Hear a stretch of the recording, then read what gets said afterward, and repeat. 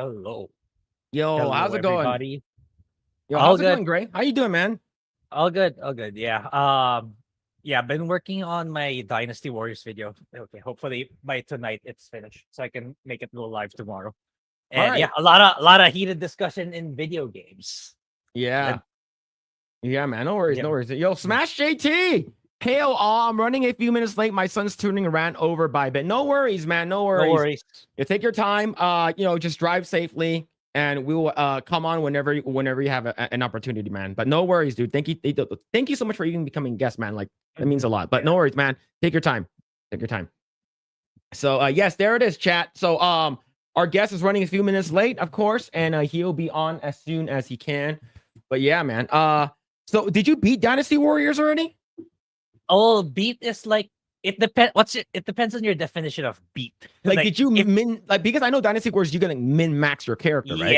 yeah. It's like you basically if you're a general gamer, casual gamer, what you do is play all the stories, which I did already. I did get the strongest secret weapon, but you can getting the best horse is insane. It's like I read the requirements. Yeah, I ain't doing that shit. Yeah, man. But it's there for those who who are mega hardcore. It's like the hardest thing you can do if you're ultra hardcore in the Dynasty Wars games. Yeah, it's good fun. It's plenty of content, plenty really overhauled story. Okay, I'll break it down in the video. There are good things and bad things, but overall, it's a really good game. What game are you gonna play next? Yeah, it's like the winner. I put a poll, right? The winner is like overwhelmingly Yakuza. The pirate. Oh, so wait, did you put the poll for was it between Yakuza and Kingdom Come Deliverance 2? Yeah. It's like I Okay. wanted to see like what people felt, our subscribers felt with Kingdom Come Deliverance. So apparently, yeah, they're kind of strongly more leaning towards Yakuza. Well, here's the thing. I put up a poll on mine on Twitter. It was between Kingdom Come Deliverance and Knowledge or No Lady, which is like a dating simulator, right? And like Kingdom Come Deliverance won by 1%. I was like, oh really? Yeah, 1%. I was like, we got to do this again. Like we have to redo a emergency recount. So instead of giving a day, I gave it 3 hours, and then it was like 64%. So for Knowledge or No Lady. So I ended up playing the dating simulator game. Yeah, it's like because I've been here like as a game, it's like removing all the heated discourse about Henry suddenly being able to be gay and stuff like that, and all the the Christian arguments and all that. I think it's because like I have the first game and the combat does feel a little bit clunky, and people are saying it's super improved in the second game. So it's like I'm kind of more inclined. Maybe I can just skip the first game, but basically because I watched a lot of let's plays of the first game, so I have a general idea what went down. So it's basically a continuation of the story, and yeah, with much improved combat, I'm kind of inclined to just I'll just start the second game because like the first game is super long, man. So I don't know. Anyway, yeah. Anyway, I'll probably do Yakuza. Yeah, Yakuza since it's like 80 to 15%. So it's like people really people really prefer for me to cover the pirate game. Yeah, man. All right. So if you guys don't know, SmashJT is our guest tonight. Of course, you saw it in the thumbnail and in the title, but he is running a little bit late. So we're gonna sort of just talk about random shit before he comes on. But yes, right over here. What's going on? V Real, hope you're doing well. Just JK, Cypher, what's happening? Hello. It's a Lord Crush. Let's see, Cappy Nova, Cavatenio, Faza Fans Doom. What's going on? Hope you're doing well. See, what's up, Gooners? What's going on? Hertz Donut. Hope you're doing well. Cognicat. What is happening? Dingus. See, Phil rigging the vote so he didn't have to play Kingdom Come. All right. So here's the thing. The reason why. Okay, here's one reason why I didn't play Kingdom Come Deliverance, and I did a revote. Okay, if emergency recount and Kingdom Come Deliverance won again, I would have played Kingdom Come. But the reason why I didn't want to play it, because the chat would have forced me to pick the gay route.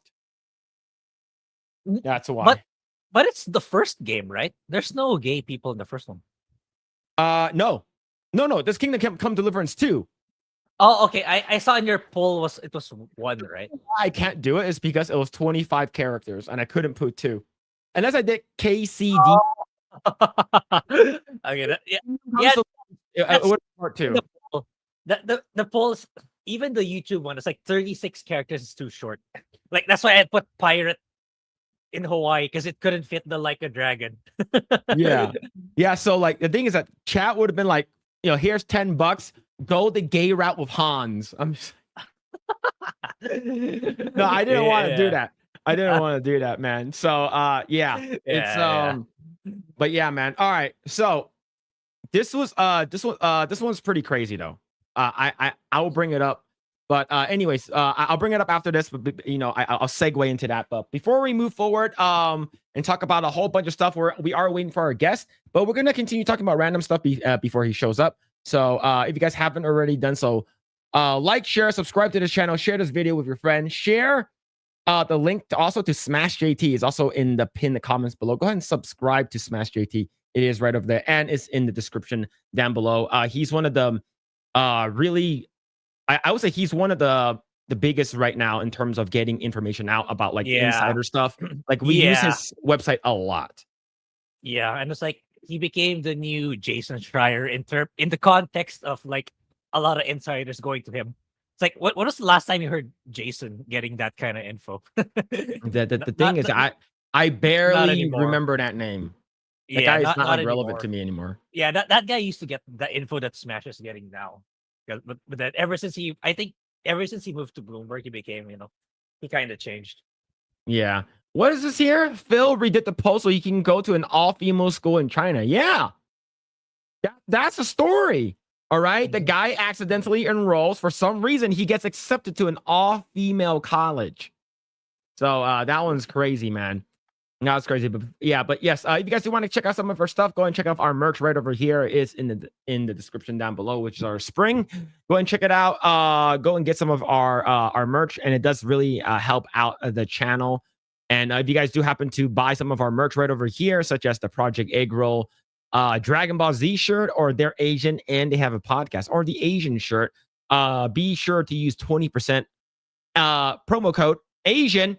You get 20% off your order if you guys do that at the checkout right over here. And if you guys do want to get some of our coffee, go and get affiliated link right over there. Coffee Brand Coffee. It's not our coffee, but it is Coffee Brand Coffee. We are affiliated with them. So if you guys do get some coffee, please do use our link. It does help out the channel. And please do use promo code Asian at checkout to get yourself some savings. All right. So I posted a video that I saw on Instagram. Yeah. Got a lot catching to do. All right. So here's the thing. I posted a video on Instagram. I saw on Instagram. I was like, this is so wacky. Or do you mean the fish that you need to spend alone time? No. That's a different one. That is a different one, Grae. All right. That's a completely different one. All right. For context. Yeah. All right. For context, I saw this fish online, and I'm not sure if I needed alone time with this fish, but yeah, it was this fish right here. It's a sturgeon fish, and this is the fish over here. All right, this fish over here. Some of them have teeth, some of them don't have teeth. Okay. All right, so I saw this fish and I was like, hey man, this fish could be pretty entertaining. So like I wonder if if I can get some alone time with this fish right over here. No, don't do it. But do you know why I saw this fish? Because there was like a mermaid, like an acting like her whole entire head basically got swallowed. Like almost like got swallowed by a bigger version of this. Do you want to see it? What? Really? Okay. Yeah. She didn't die, but like her face did get injured. Yeah, right, I can imagine. So it's this one right over here. You see that right there? You see her her whole entire head was like. Looks like this happened in China. Yeah, it looks like it's China. Yeah, see, that's crazy. And I heard she she got what's it called again? Like, I think if you look at her goggles are also gone, right? Like her goggles are gone. Yeah, I did. Yeah, it's fucking crazy, man. Like, like this one, I believe like she got like some cuts and scrapes on her eye, her ear, her cheekbone, and stuff like that. Hopefully her eye didn't get seriously damaged. But yeah, man. So then I was like, sturgeon fish, what's that? Right? And then I saw this. I was like, wait, this one's a lot smaller. Maybe I can work with this. Yo, the mouth is way smaller here. I can work with this, man. This is oh shit! This Little Mermaid OnlyFans. It's pretty impressive that this type of fish can survive it outside of water quite a while. All I need is 38 seconds. That's all I look like. It stretches too. Look at how far it stretches down. oh no! Our guest came in at a terrible time. All right, our guest came in at a bad time. Without further ado, let's go ahead and bring in our guest right over here. You guys know him. You guys love him. He is a pillar of truth, and we use all of his. We actually use a lot of his stuff on SmashJT.com.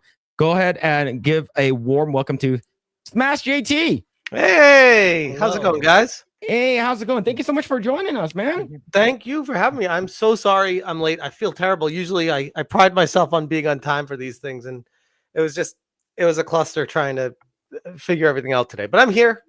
So no worries. Sorry you came in at an unfortunate time. We're looking at his fish over here.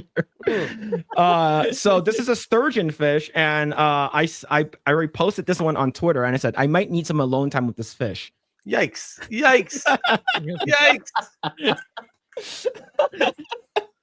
Yeah, man. That's amazing. Yeah, so I post a lot of random stuff online, a lot of crazy random stuff, but all right, you know what, people came here to for our guests and stuff like that, and for people who don't know who you are, or tell us who you are and what do you do. I cause a lot of shit. I get people pissed off all the time by just speaking my mind, I guess. I don't know. I don't do it on purpose, but it kind of just naturally happens. Where do I start? That's a loaded question. I've been playing games. How did you get started with making a YouTube channel? Like what made you make your website? And it's just tell us a little bit about yourself. Sure. So I guess I've been gaming since I was in diapers. The youngest of 5 boys, so all my brothers always had all the games when I was growing up. So I kind of got into it very young and always felt connected with it. Fast forward to when I was 25, I moved out to California from Massachusetts and didn't have a job, didn't have a place to. My dog's going crazy right now. Hey, Dex. Oh, you're good. I didn't have a place to live or anything. I was just kind of didn't plan anything. It was before the internet was prominent, so I was just like, I guess I'll figure it out. My parents were like, sure, get out of the house, sure. So I moved out to California and was looking on the wanted ads and stuff for the paper and the websites, and I found Sony Online Entertainment was hiring for QA testers in gaming. Okay. And I was like, man, I graduated college. I went to school for business, and I was like, sure, I'll do this. What do you want? Sit, lay down. Yeah, I know. You're very excited right now. Hey, shh. Good boy. So I what's going on?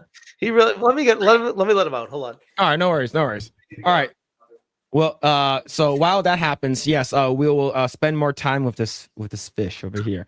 So Grae, this thing doesn't have teeth, just letting you know. Oh no, it was just a second. Sorry about that. No worries. Man, you couldn't wait to get that thing back on the screen. Phil needed to say that. Phil really needed to say that. Yeah. The thing is that Grae, if you don't know, that there's lore on Grae, and Grae is I asked him, boobs or butt, or whatever. And his thing is, how's her teeth? And I was like, what? This teeth has to be really good. And I was like, so what do you think about this girl? Some girl with big boobs, her teeth is sort of weird. I was like, that's what you're looking at? was just It became it's a recurring meme up to now. yeah. So I like, got like whenever we bring on like AOC or something like that, she's like, she's like talking, and Grae is like, yeah, her teeth, she has sort of like weird horse teeth. So anyways, Well, I you guys digress. say, no, you guys say boobs or butt, and I'm like, you have to pick one. Yeah, exactly, right. But like if you have to pick one, right? But Yeah, yes, I mean, boobs all the way if you got to pick one. But yeah. so anyways, I moved out here and found a job, Sony Online, and my parents were like, you're gonna be a QA tester. You just graduated college. You're gonna be a quality assurance tester. Like you don't even need to go to school for that. Like back then, you know.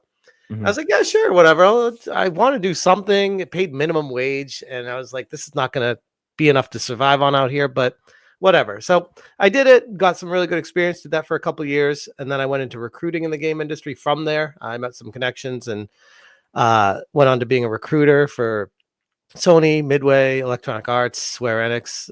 It was a temp agency that had partnerships with all these companies, so I would like go to their offices and hang out with them and stuff like that. So it was really intimately involved with the game industry on the West Coast, which was wild back in the day. Like that blew my mind to be able to just, fresh out of college and like talking to these game companies like I'm a somebody, which was really cool.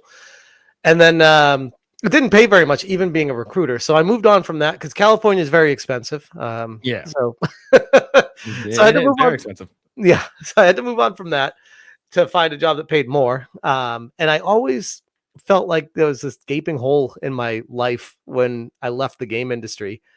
And a few years had passed, and I was like, man, nobody in my life like cares about video games or talks about video games. I don't play video games with all my friends. Like they did the whole like, oh, I'm an adult now, I don't play video games anymore. I'm like, what do you? That's weird. I always play video games. So that's when I was drawn to YouTube. I was like, oh, there's people online that talk about video games. Like maybe I can find a home here. And I started my channel innocently enough where it's just like, yeah, I'll just make a video and talk about games and see how this goes. It's like a New Year's resolution. I started on January 1st, and I think I published the video on the 2nd, but I filmed it on the 1st. And it was kind of a twofold thing because I kind of had some public speaking, like a fear of public speaking, and I really like video games. So I'm like, well, two birds, one stone. I can like try to be better at public speaking and try to improve myself. So it was like all about being able to talk about video games and maybe work on things that I was struggling with in my life. So that was how it started. And that was 8 years ago now, I think. Like, holy crap, time goes by fast. Yeah.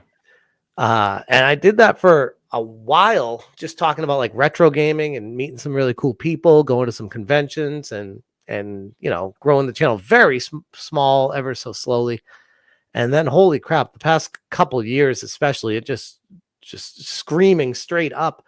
And people are like, man, I had a comment today on one of my videos. Someone was like, how do you only have 100,000 subscribers? And I'm like, bro, like you don't even know. Like you're talking to a guy that used to have 1,000 subscribers, and you're like, how do you only have 100? But yeah, that's basically the long and the short of how I got started on YouTube.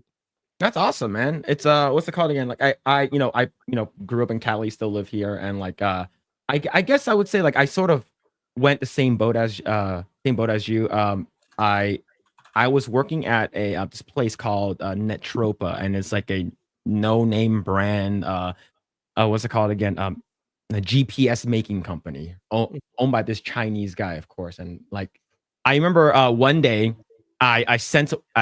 he gave me an address. He's like, send this GPS unit, this one like mock-up GPS unit to this address. And there's two addresses. And my dumb ass should have asked which one, right? So I sent it to the first one, and it was the wrong address. And there was only one prototype of that. So he started yelling at me. And here's the thing, it was the office of— Wait, why did it have two addresses on it? How's that your fault? I don't know, but I should have asked, like I would blame myself for that one. But like the thing is, bro had no chill, and he started cursing me out. Like, and there's like 5 people in the office. He's like, where the fuck is this address? Where did you send this to the other one? Huh? What the fuck are you doing? Yeah. And then I'm like, and then I said, this fucking address right here. It's like, you didn't tell me. So I thought it was the first one. He's like, you should have asked. And I was like, in hindsight, yeah, I should have asked. But ever since then, I'm like, Hey, you know what you should have done? You should have put the right one here first, and there wouldn't be a problem. But anyway.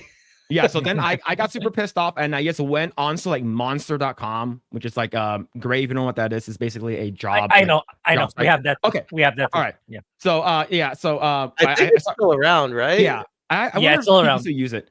So I saw one that says Activision and looking for QA testers. I'm like, oh, okay, I'm just gonna apply. And then like 2 weeks later, Volt, which is the what's it called again? The contracting company called me and it's like, hey, you want to come in for an interview? And I was like, all right, sure. And they basically do all the hiring. They do like mass hirings for like Blizzard, EA, and like Activision or any of these like AAA companies. And I started doing QA in 2009, 2010, and did it for a couple of years. And the thing is, I was contract, so being QA sucked. Oh yeah, I was contract when I was QA too. So so like I I'm not sure it happened to you, but like for me, when they brought me on, they're like, all right, did anyone ever watch Grandma's Boy? And everyone's like, yeah, that movie's great. It's like, it's nothing like that. Right. That's what I always tell people that too. They're like, oh, so it's like Grandma's Boy. I'm like, no, not at all. No, you don't play games, get high, and see boobs, and then you see like a guy like dressed in like a Neo outfit. Right? It's that was like the other thing. I'm like, nobody smoked, like nobody, the entire company. I'm like, not if they did, it was a very private, quiet, secret thing. Like it wasn't out in the open. Like, oh, let's go get high. I'm like, no one does that. What are we talking? Yeah, and back in the day, like you can't do that here in California. So. But yeah. So SmashJT, like if you don't know, like Grae's located in the Philippines. That's the reason why I'm asking him. They do like no. Okay. Yeah, so that's why it's like all bright over there. Super bright. Oh, that makes sense. Okay, makes sense. Okay. So how did you get in touch with like Hypnotic and like now you're sort of like you're part of this panel on Saturdays now? Damn, that's funny. I think as far as Hypnotic situation, like I don't even remember. I think it was Ryan Roger Athe. Are you familiar with him? Ryan Roger Athe? He's one of the panel members. He was the spirit guy. Yeah, he made a video about us, but like he's the guy with the beard, sort of like yeah. He looks like he's like 55 and homeless, but he's actually 25 and has a house. No way. Yeah. Man. That Ryan. No, so it's funny. Ryan had me on for just like one of these, like a year, at least a year before I even met Hypnotic, and I didn't know anything about anything, but just like you guys, he's like, hey, I do this podcast. I'd love to have you on, talk about your channel, blah blah blah. And I was like, yeah, sure, like whatever. And it was before my channel like really blew up. Like my channel was doing fine. Like it was like I think at like 25,000 subscribers when I talked to him, which is a great amount of subscribers. And he did like the whole interview and we chatted about it. And he was like, oh, you're a rising star. You're doing great. And I was like, thanks, man. Like I always loved how he talked. Like he was like an old Englishman, super professional old man. And at the time I thought he was like 45, 50 years old. He's like, oh, he's actually 24 at the time. But he's so well adjusted with how he speaks to people that I just assume he's older. So anyways, that was how I met him. And I don't even know what happened between then and like fast forward like a year later when I was on Twitter, I think, and maybe Ryan would be a better person to ask this to because he'd probably remember better. But I saw Hypnotic, or maybe Ryan was talking to him or retweeted him. And then I wrote a response to one of Hypnotic's tweets that was like a very edgy response, but it was talking to the point of who he was tweeting about. Mm-hmm. And he took it like I was talking about him. And he's he's like, are you talking about me? And I was like, no, I meant who you're retweeting. My bad. And he's like, oh, okay, cool. And I was like, oh man, that could have gone really wrong. Where I was just like, my first interaction with this guy was just shit talk. Man. But no, it was fine from that point on. I was like, oh, this guy's actually pretty cool. Very into gaming. He knows his shit. He's very, very based. And he is very hardworking. I don't think I've met anyone, and I've been, like I said, I've been doing this for a while. I I retweeted Project Eggroll. I said we were live, and Grums responded, "I'm offended." Grums didn't get an invite. Look, he doesn't. Okay, the only way that people know who I am is because of one video. You might have seen this, and I'll bring it up. The thing is that like Rev knows, like Rev says Desu knows who I am because of this video. And the thing is that like it's this video right over here. So this is me. Yeah, everyone knows you from this video. I've seen this video. So it's like it's this video, and then everyone is like, "What? Like, well, this guy's a gooner." Like for me, like I think I messaged Grums before, but like he doesn't know who I am. Like, yeah, I recall you said you did. But yeah, I messaged him a long time ago, but like, and we were also on. I think we might have been on Film Threat together too. You didn't. Say, I think it was like he came, like we were on Film Threat, and I think we talked about something, and then he left, right? But like, if like I don't know Mark Kern, but like I would love to have him on. But it's just I just thought that was funny. He said that it's like I'm offended. Maybe does he? Maybe he has his own podcast or a talk show or something like that. But play the video. All right. This video is. There's a video that toppled this though. Late last night that got more. Yeah, insane. It's like, is this on what? Where'd you post this first? Was this to Instagram or? So so the first time I posted was me climbing up and down on a ladder with Eve. Right. I posted on This face is extremely unfortunate right now, but it's I posted it on Instagram, and I posted it on what's it called again? Yeah, just on Instagram and on X on Twitter, and it popped off here, right? So this is so it's just like this was just me. It popped off here as in YouTube. Yeah. No, on Twitter. On Twitter, okay. Yeah, I had like 5.2 million views. Yeah. And the crazy part is it made it all the way to 4chan, and one of my followers told me about it. Oh man. Yeah, so this one got pretty insane, and I fell off. Yeah, and I think Vera Dark knows who I am. I don't know who she I've never had her on, and she was like people just know me because of this clip. Yep. But then I posted another video recently. So let me bring it up. And this one's 100% Gooner material. I saw this on Instagram. I'm like, I'm just gonna post it. And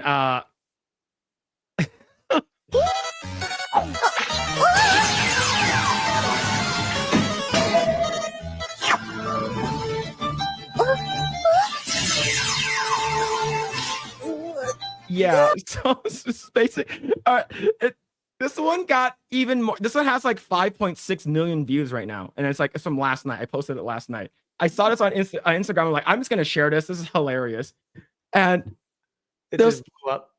A lot of people started talking about it. Yeah, this one's messed up. This part.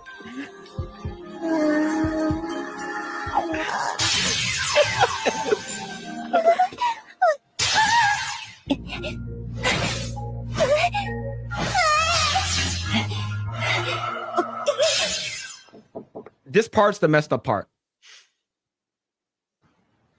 That's his mom, so it's just.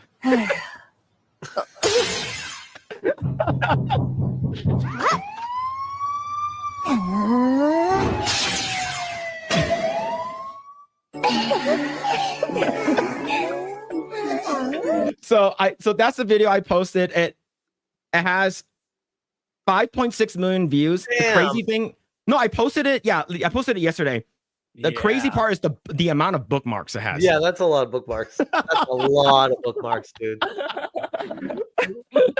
Yeah, like, so dude, that's almost was it 60,000? Is that 50 or 60,000 hearts? 60,000. So almost 1 out of every 2 hearts bookmarked it. Think about that. That's insane. Yeah. That's insane. Yeah.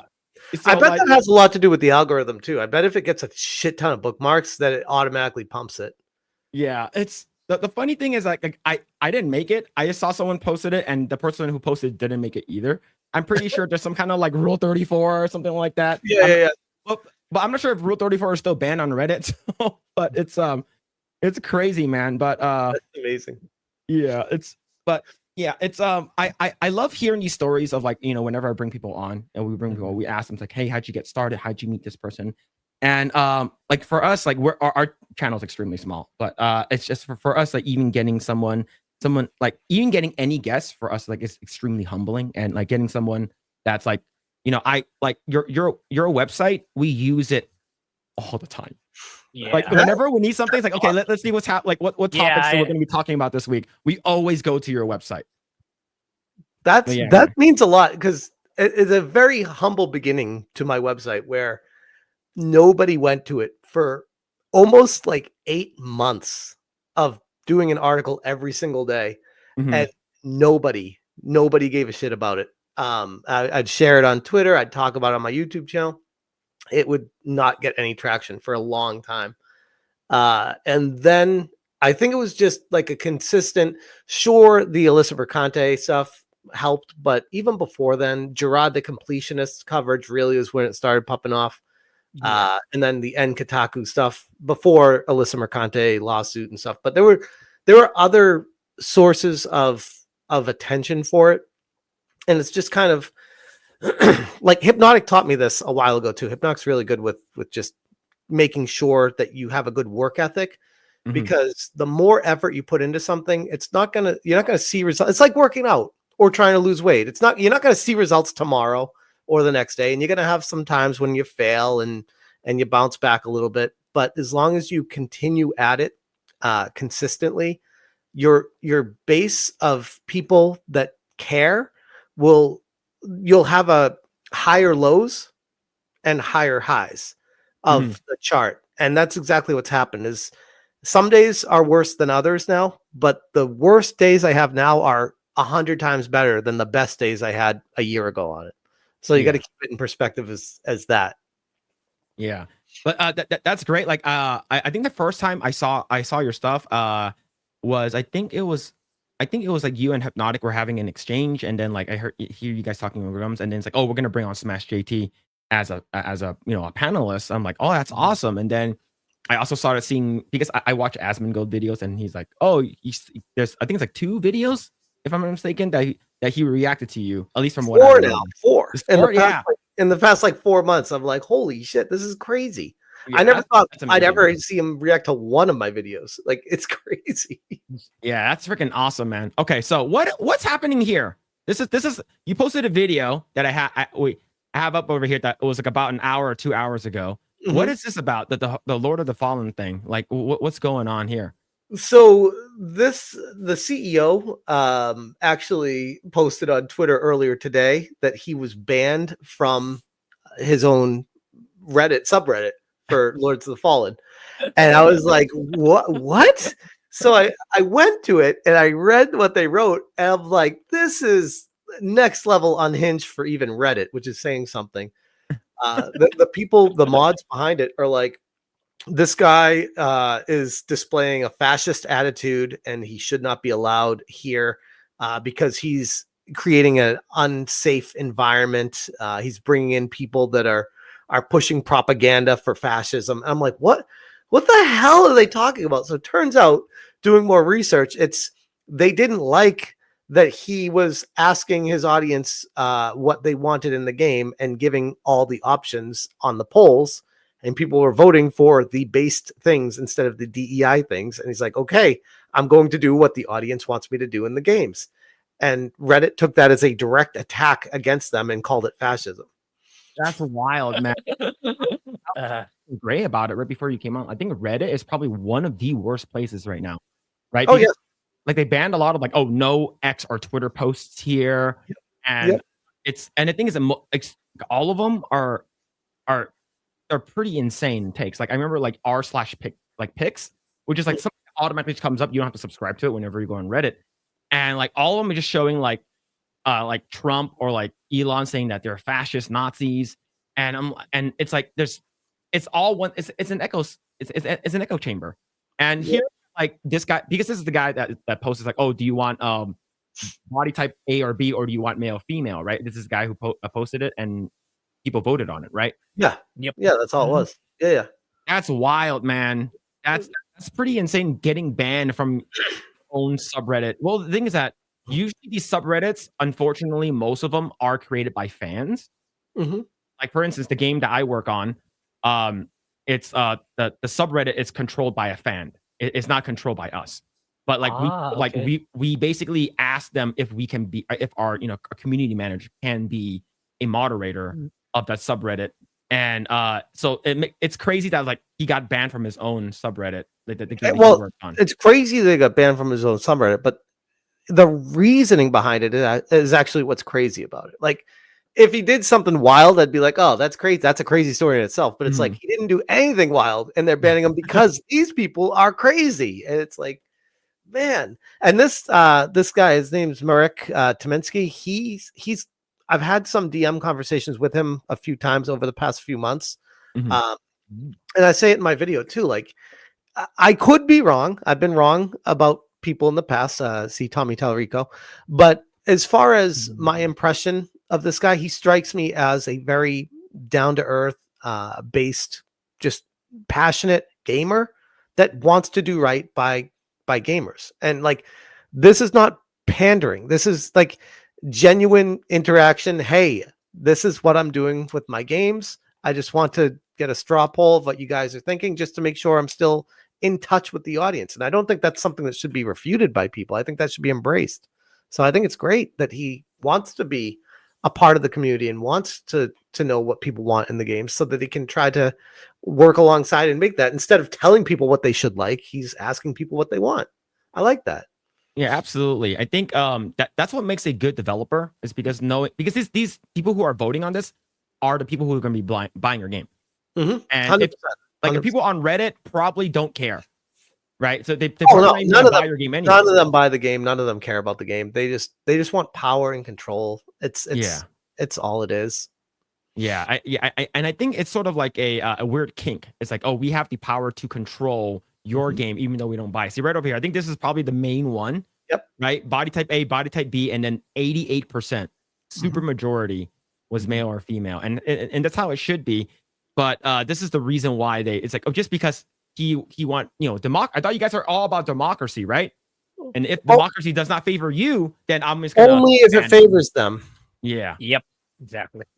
That's actually insane. These people are wild. I think these people just need to understand that, the time of the whatever they think it's basically done, especially with Trump coming in and like getting rid of the DEI stuff, right? And it's going to make them double down even harder and triple down and reinforce themselves, because they know their time is up, and I think it's going to get a lot worse before it gets better, from the perspective of how these people lash out. But I don't know what really they have to fall back on. Yeah. Yeah, go ahead, Greg. I was going to say, it's like, there's going to be companies that's still going to try to push it really hard. Kind of like Wizards of the Coast. As far as Corinne Bush moved there. So yeah, it's going to be another Veilguard version of D&D coming out pretty soon.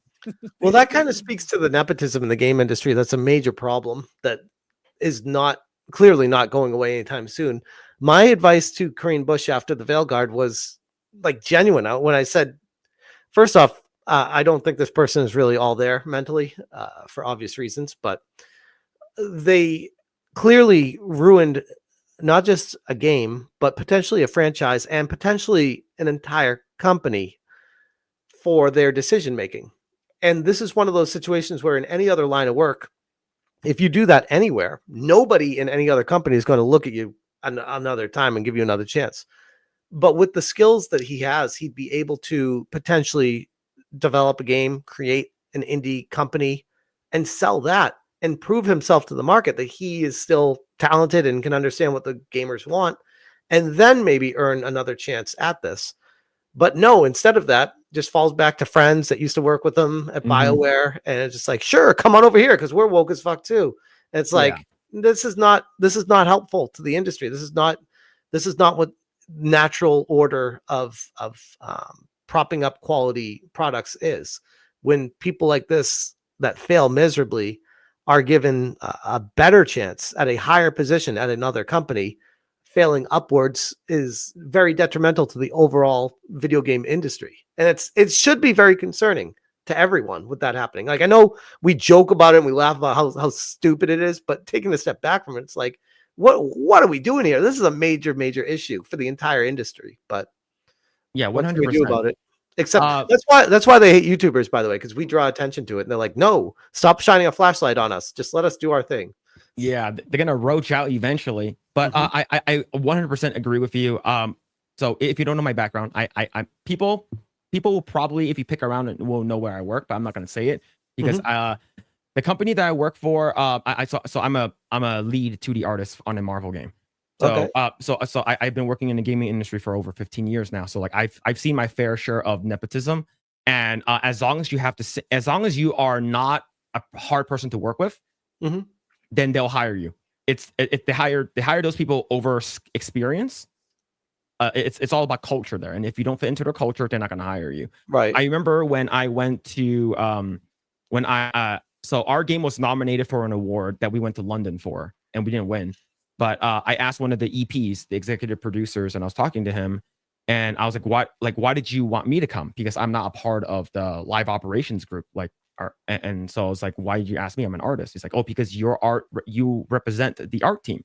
So you were here the longest. So I want to make sure like we have an art representative. I'm like, all right, cool. And I was like, and he's like, also, you're easy to work with. And I was like, so what happens if like I was not easy to work with, but I was really, really talented? It's like, we won't hire you. It's because a person who's very hard to work with we cannot change their personality. We cannot change how they look. I think versus I don't disagree with that, by the way. I think that's fair. Yeah. But there are also exceptions to that where it's like, oh, you tanked a $100 plus, $200 plus, $300 plus $1 million franchise. You've lost the company hundreds of millions of dollars. You could be freaking Mr. Rogers at the office. That doesn't make me want to hire you. Like, that's the problem. There needs to be some sort of talent alongside the getting along with people. Oh, absolutely. But I think the failing upwards thing is a big detriment to the gaming industry itself, is because most of these people, I'm friends with someone and they can just like vouch for them, and you don't have to vet them because they don't vet them. It's like, I remember I had a QA manager ask me, he's like, hey, so-and-so, your friend is, you're friends with him on LinkedIn. You want to, what do you think about him? I was like, oh, he's a very hard worker.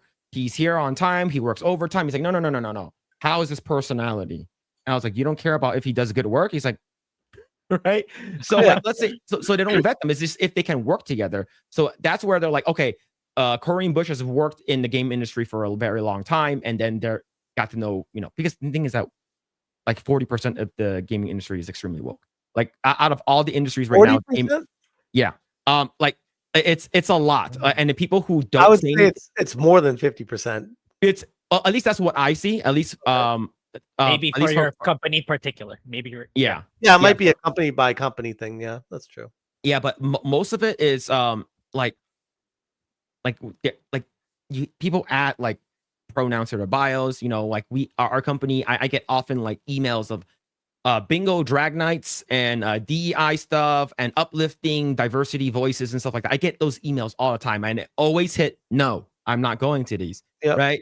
So like, and then there is like a DEI Slack channel, and it's run, and people who are running it, you could smell how they look.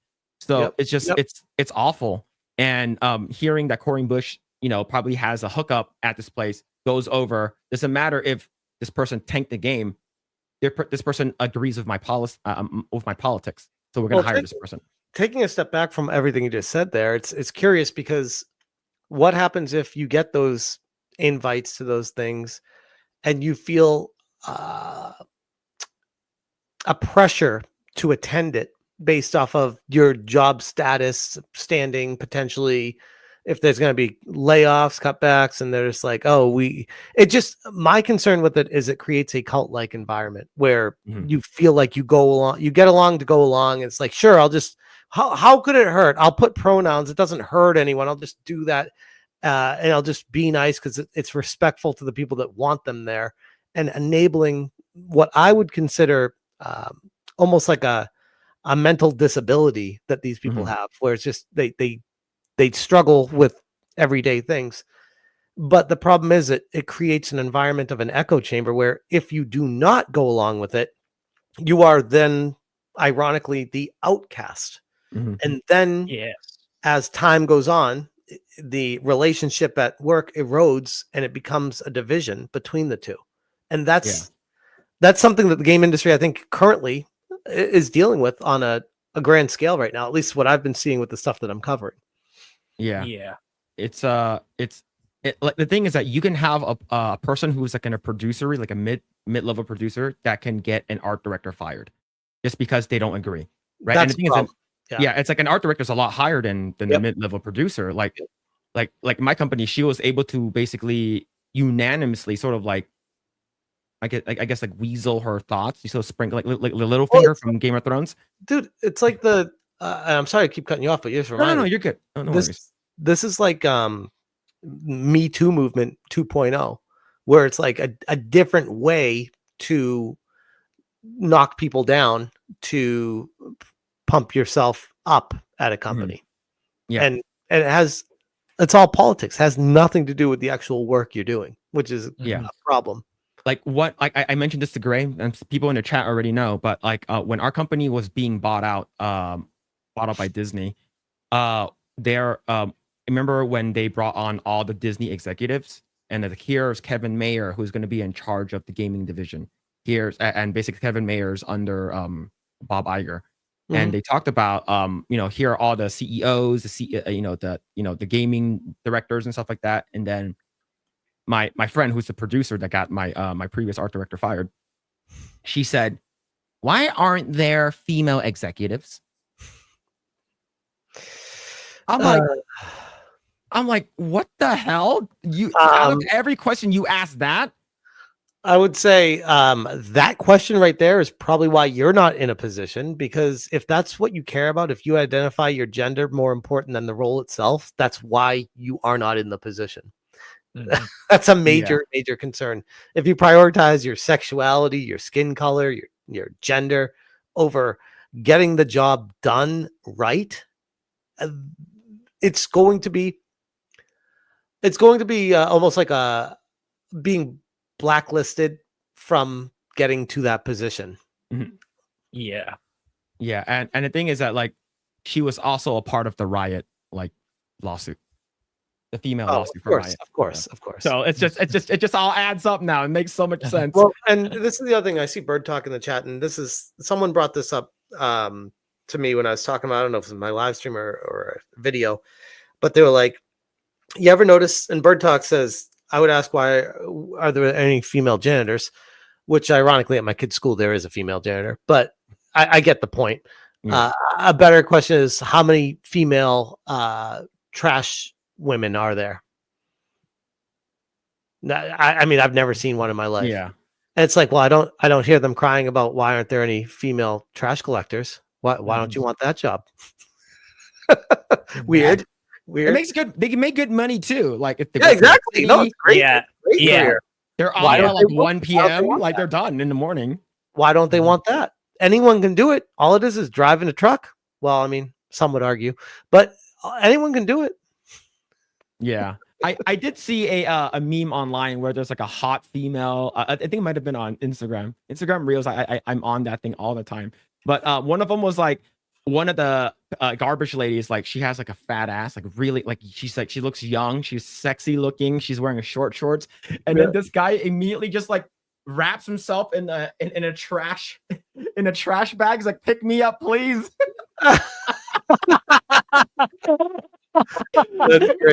That's great.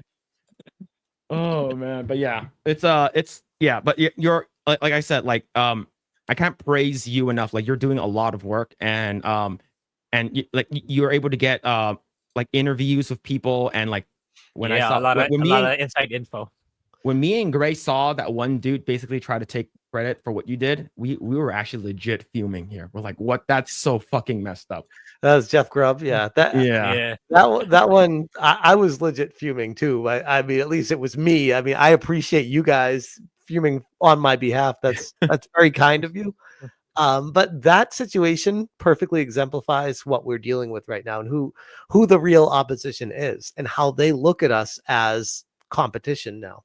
Whereas back in the day, they wouldn't even be quiet. They'd be like, "Oh, this person said that," and blah blah blah blah. I think there's a predisposition specifically to me, especially because of I've ruffled quite a few feathers with the journalists with my Kotaku Detected. I don't get along with many of them because I don't necessarily agree with their style and approach, which is the nicest way I could put it. And they are, speaking of cults, they are a very tight knit community of. It's almost like a sorority where they're like all in it together. They all have a part of it, and they all protect each other at all costs. Yeah. And they know that their days are numbered. So, like I was saying earlier, they're just getting more and more double down, triple down, tight knit, a harder, tougher shell on the outside. You're not going to get to us type thing.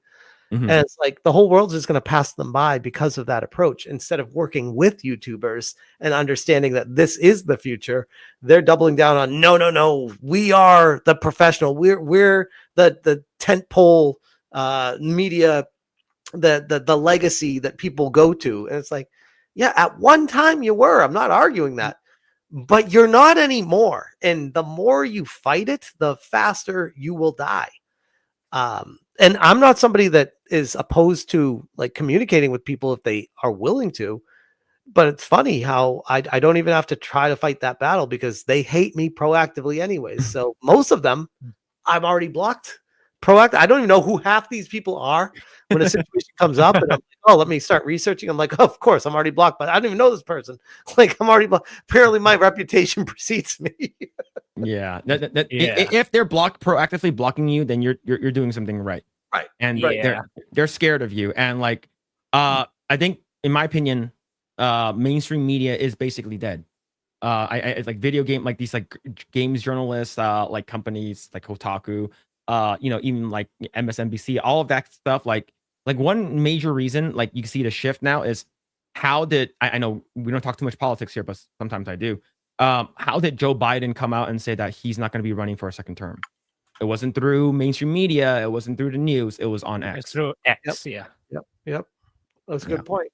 Yeah. I mean, think about it like that too. Like the people that are reaching out to me that are people working at these companies or affiliates that know what's going on, stuff like that, and everything in between. I'm not even going to start naming positions because I don't want anyone to start searching stuff, but I've had every single thing you could think of that works at a company reach out to me at this point.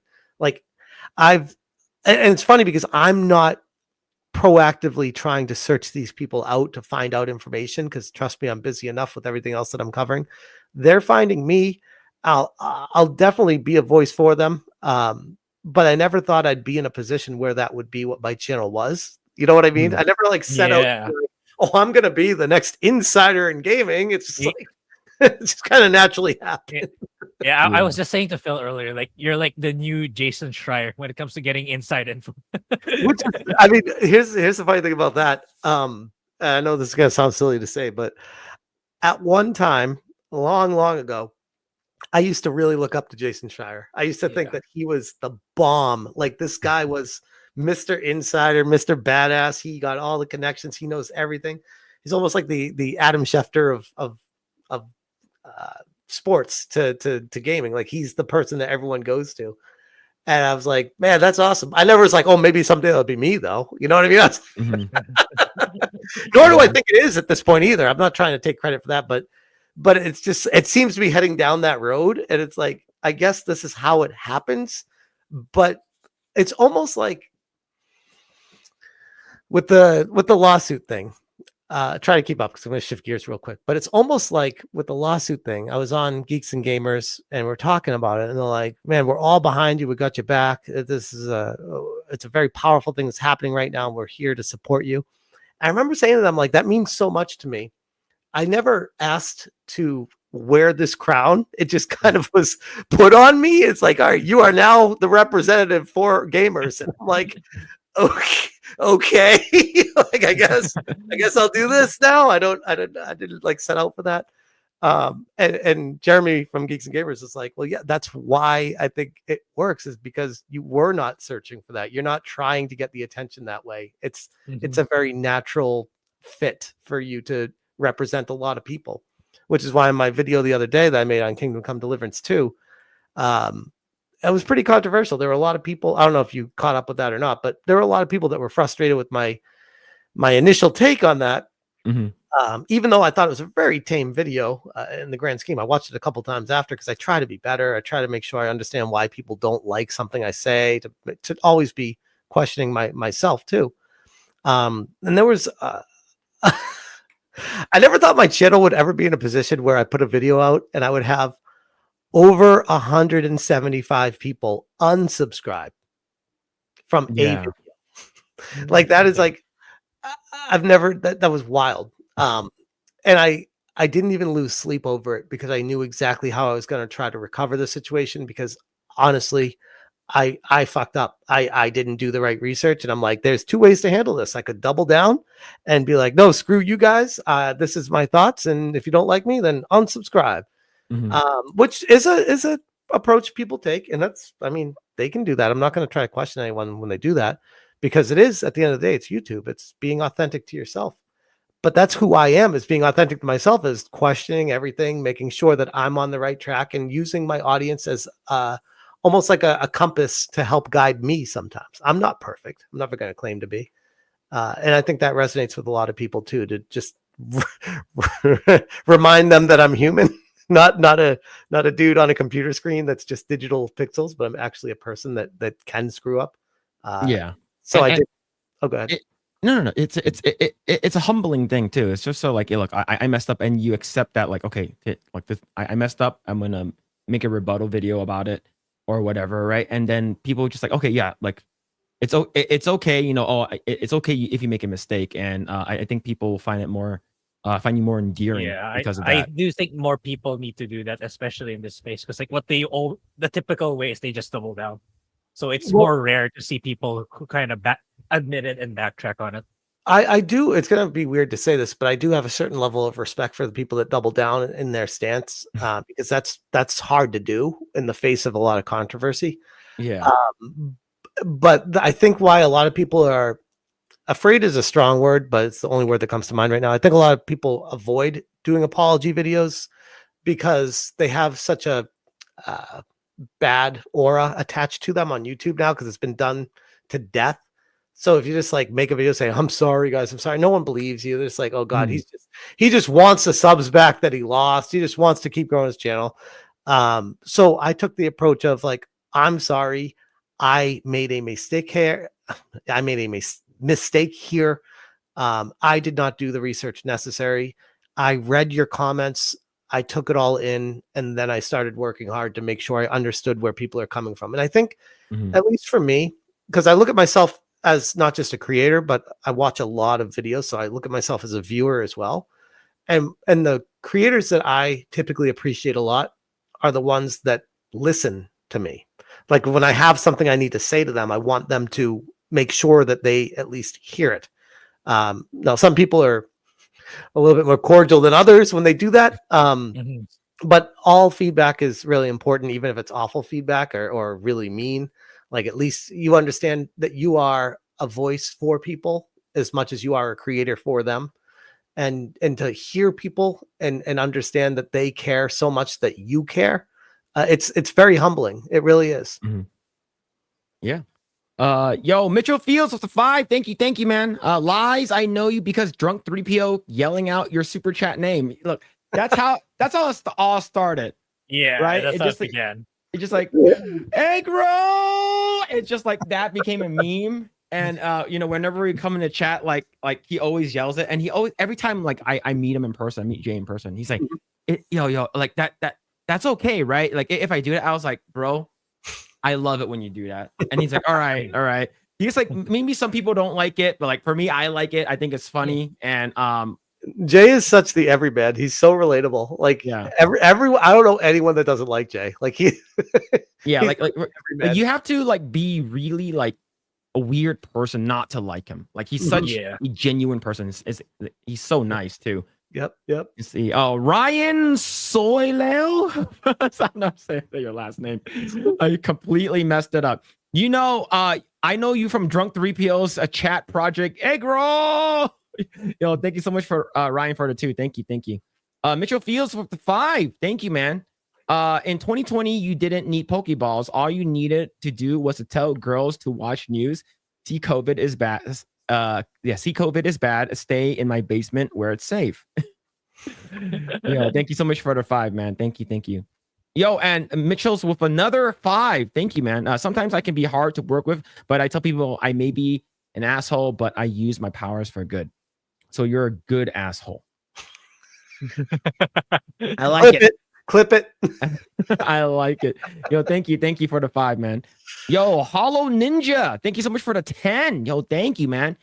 Holy crap. All we want is more Wukong, Stellar Blade, Final Fantasy, Metal Gear Solid, OG Assassin's Creed, Resident Evil, Ghost of Tsushima, Xenoblade Chronicles, etc. We want artistic experiences, not forced DEI. Absolutely. Yeah, that's gonna continue for a while. Yeah, unfortunately, because like a lot of the stuff that's already happening, they're already in production, and if they're too far along, they're not going to go back and change it. Yeah. Yo, Pete with the 2. Thank you, man. So who is this JT we want to smash? Yo, thank you. Yo, what's this, man? You don't need to become a member. You're a guest. Okay, undo it. Yeah, undo it. Yeah. Just charge back. Yo, thank you, man. Thank you so much for becoming a new member. SmashJT. Appreciate it, dude. Yeah. Thank you. And thank you, everyone. If you guys haven't already done so, go ahead and subscribe to SmashJT. It is in the pinned comments and in the description down below. Also follow him on X. He has a lot of base takes, and he does a lot of research, and he's helping. He's one of the vanguards in the front, helping out with the gaming community and keeping all these like woke stuff out of the way. We really appreciate your work, man. Thank you. That means a lot. I appreciate you guys too. This is not the first time I've seen you, by the way. I've watched some of your videos too, so appreciate you guys too. Hopefully, it's not me like talking about like weird stuff. It's usually you guys are from what I've seen. It's pretty just basic takes like that. They're cool. Like I don't ever get weird vibes. All right, that's good to know. That's good to know. As long as no weird vibes, we're good. What's going on, Day to God? Hope you guys are doing well. Yes, we're also live on Rumble. You guys don't know, and we're also live on X. So if you guys want to check us out there, we are there. So let's go ahead and talk about this topic. I want to be mindful of your time. How long do we have you for? Probably like another 25 minutes. Okay, then we'll do one more topic. I think this topic sort of it's long enough for the 25. So we all know that the USAID stuff, all that stuff came out. Like most of the stuff came out this week. Dude, that video blew the frig up, by the way, on my channel. Like I posted the video. I don't know if you saw it or not last night. Yeah, I think I saw it. I don't think I saw it yet, but I did see that you posted it up. But, it has 130,000 views in less than 24 hours. It's crazy. Wow. For me. Yeah. Nice. That's awesome, man. Yeah. I didn't mean to cut you off, but I'm just no. The reason. Oh, go ahead. No. It has to do with the topic. So, like, by all means, cut me off. Well, the reason why I bring it up is like that's how big of a deal this is. Like, it's the community is very interested in this topic specifically. But go on. Sorry. Yeah.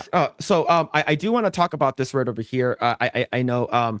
This is from Asmongold, and basically this person said that Asmongold hits a nail on the head about woke journalists. I want to see these people suffer because that's what they did to me. What goes around comes around. So basically, this is a video, about a minute video of Asmongold right over here talking about the USAID and the whole thing that Doge is doing to help rectify this. Look right here, and I'll show you. Like, people think I'm fucking crazy. I'm not. Look at this. People wonder, are tax dollars used to promote wokeness in video games? Answer is yes. USAID paid Politico millions of dollars a year to write pieces like this one, which promotes diversity and describes Gamergate as disinformation and harassment campaign. So this is the thing, guys. I want these people to suffer because that's what they did to me. I think everyone feels the same sentiment here. It's because if this happened to us, like for some reason, like we got like wiped off the face of the earth, and it's only the leftist or whatever message they approve of stays on the internet, they would be laughing the entire way.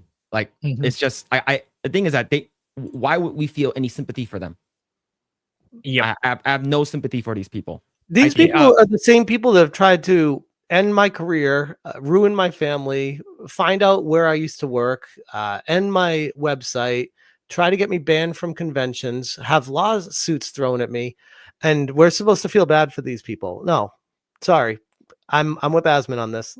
Yeah, 100%. I want to set an example. Get rid of these people. Put them like completely out of their jobs. Get rid of them. Make an example of them. Say, listen, this is what happens. Gamers rise up. What goes around? Yep. What goes around comes around. And we're coming. Yep, 100%. We're definitely coming super hard.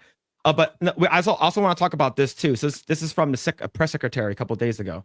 So if you guys don't know what this is Doge basically going over some of the spendings that USAID has done over the past few years. And this is huge. When I saw this, it was crazy, but it wasn't that surprising. So not anymore. Yeah. Over the past several years, these are some of the insane priorities that organization has been spending money on. $1.5 million to advance DEI in Serbia's workplaces, $70,000 for a production of a DEI musical in Ireland.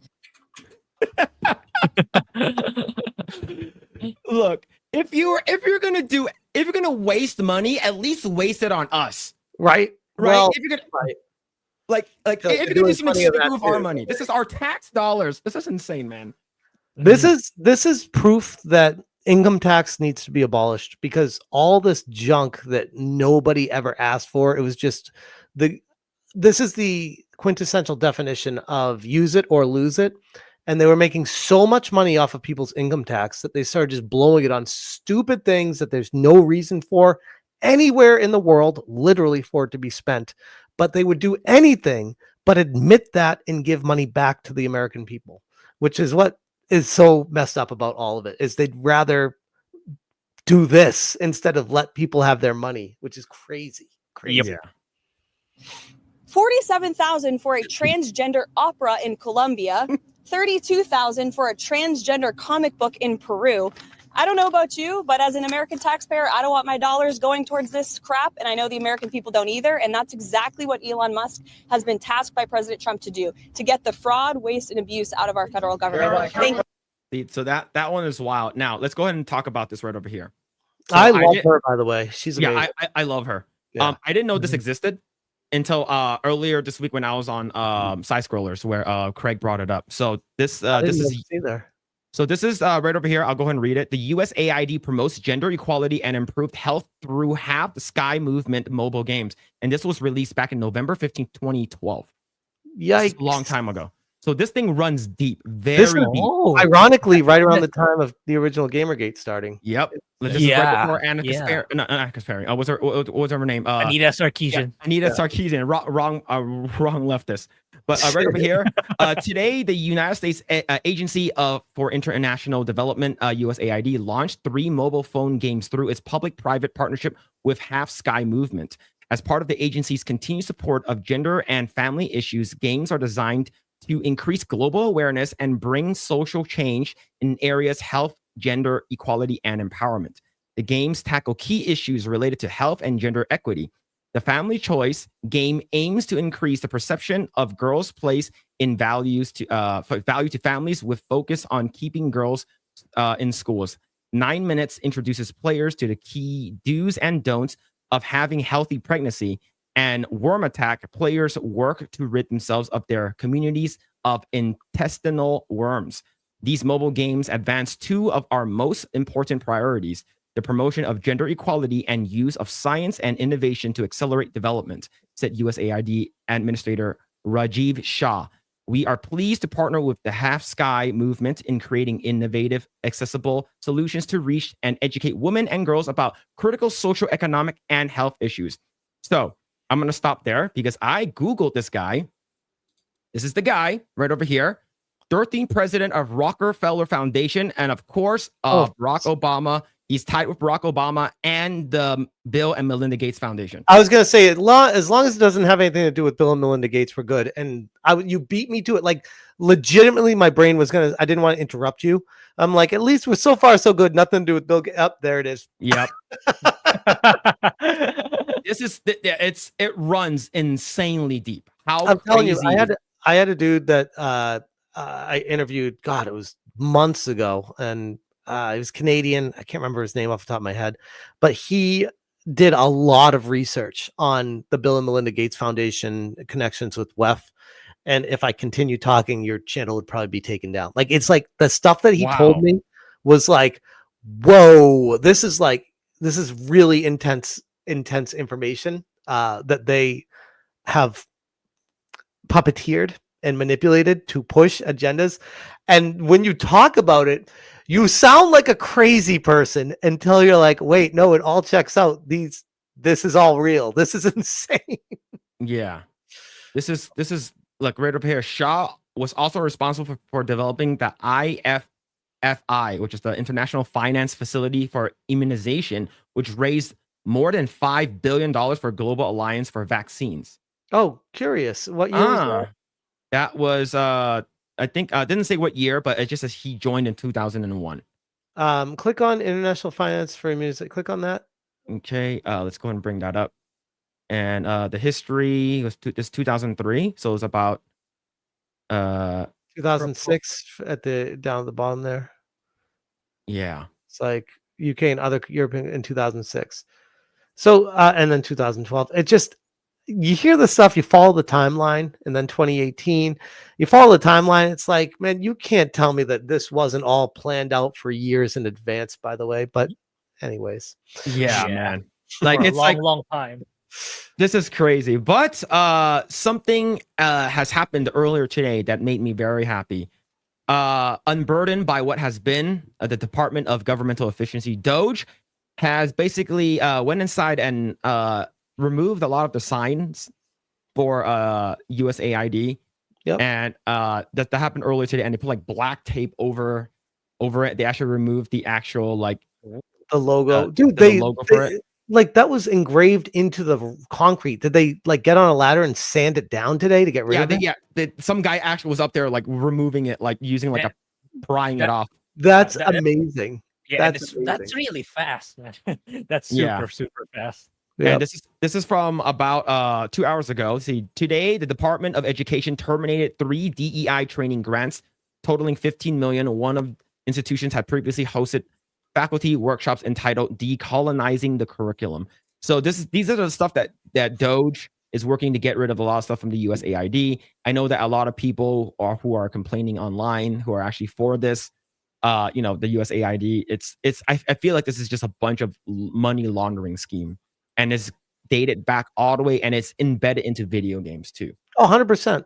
100%. They're using it as an avenue. I've done a lot of research on this over the years as well. It's nothing new. Politics and gaming, they've tried to use gaming as an avenue to push political agendas to gamers in a subconscious kind of way.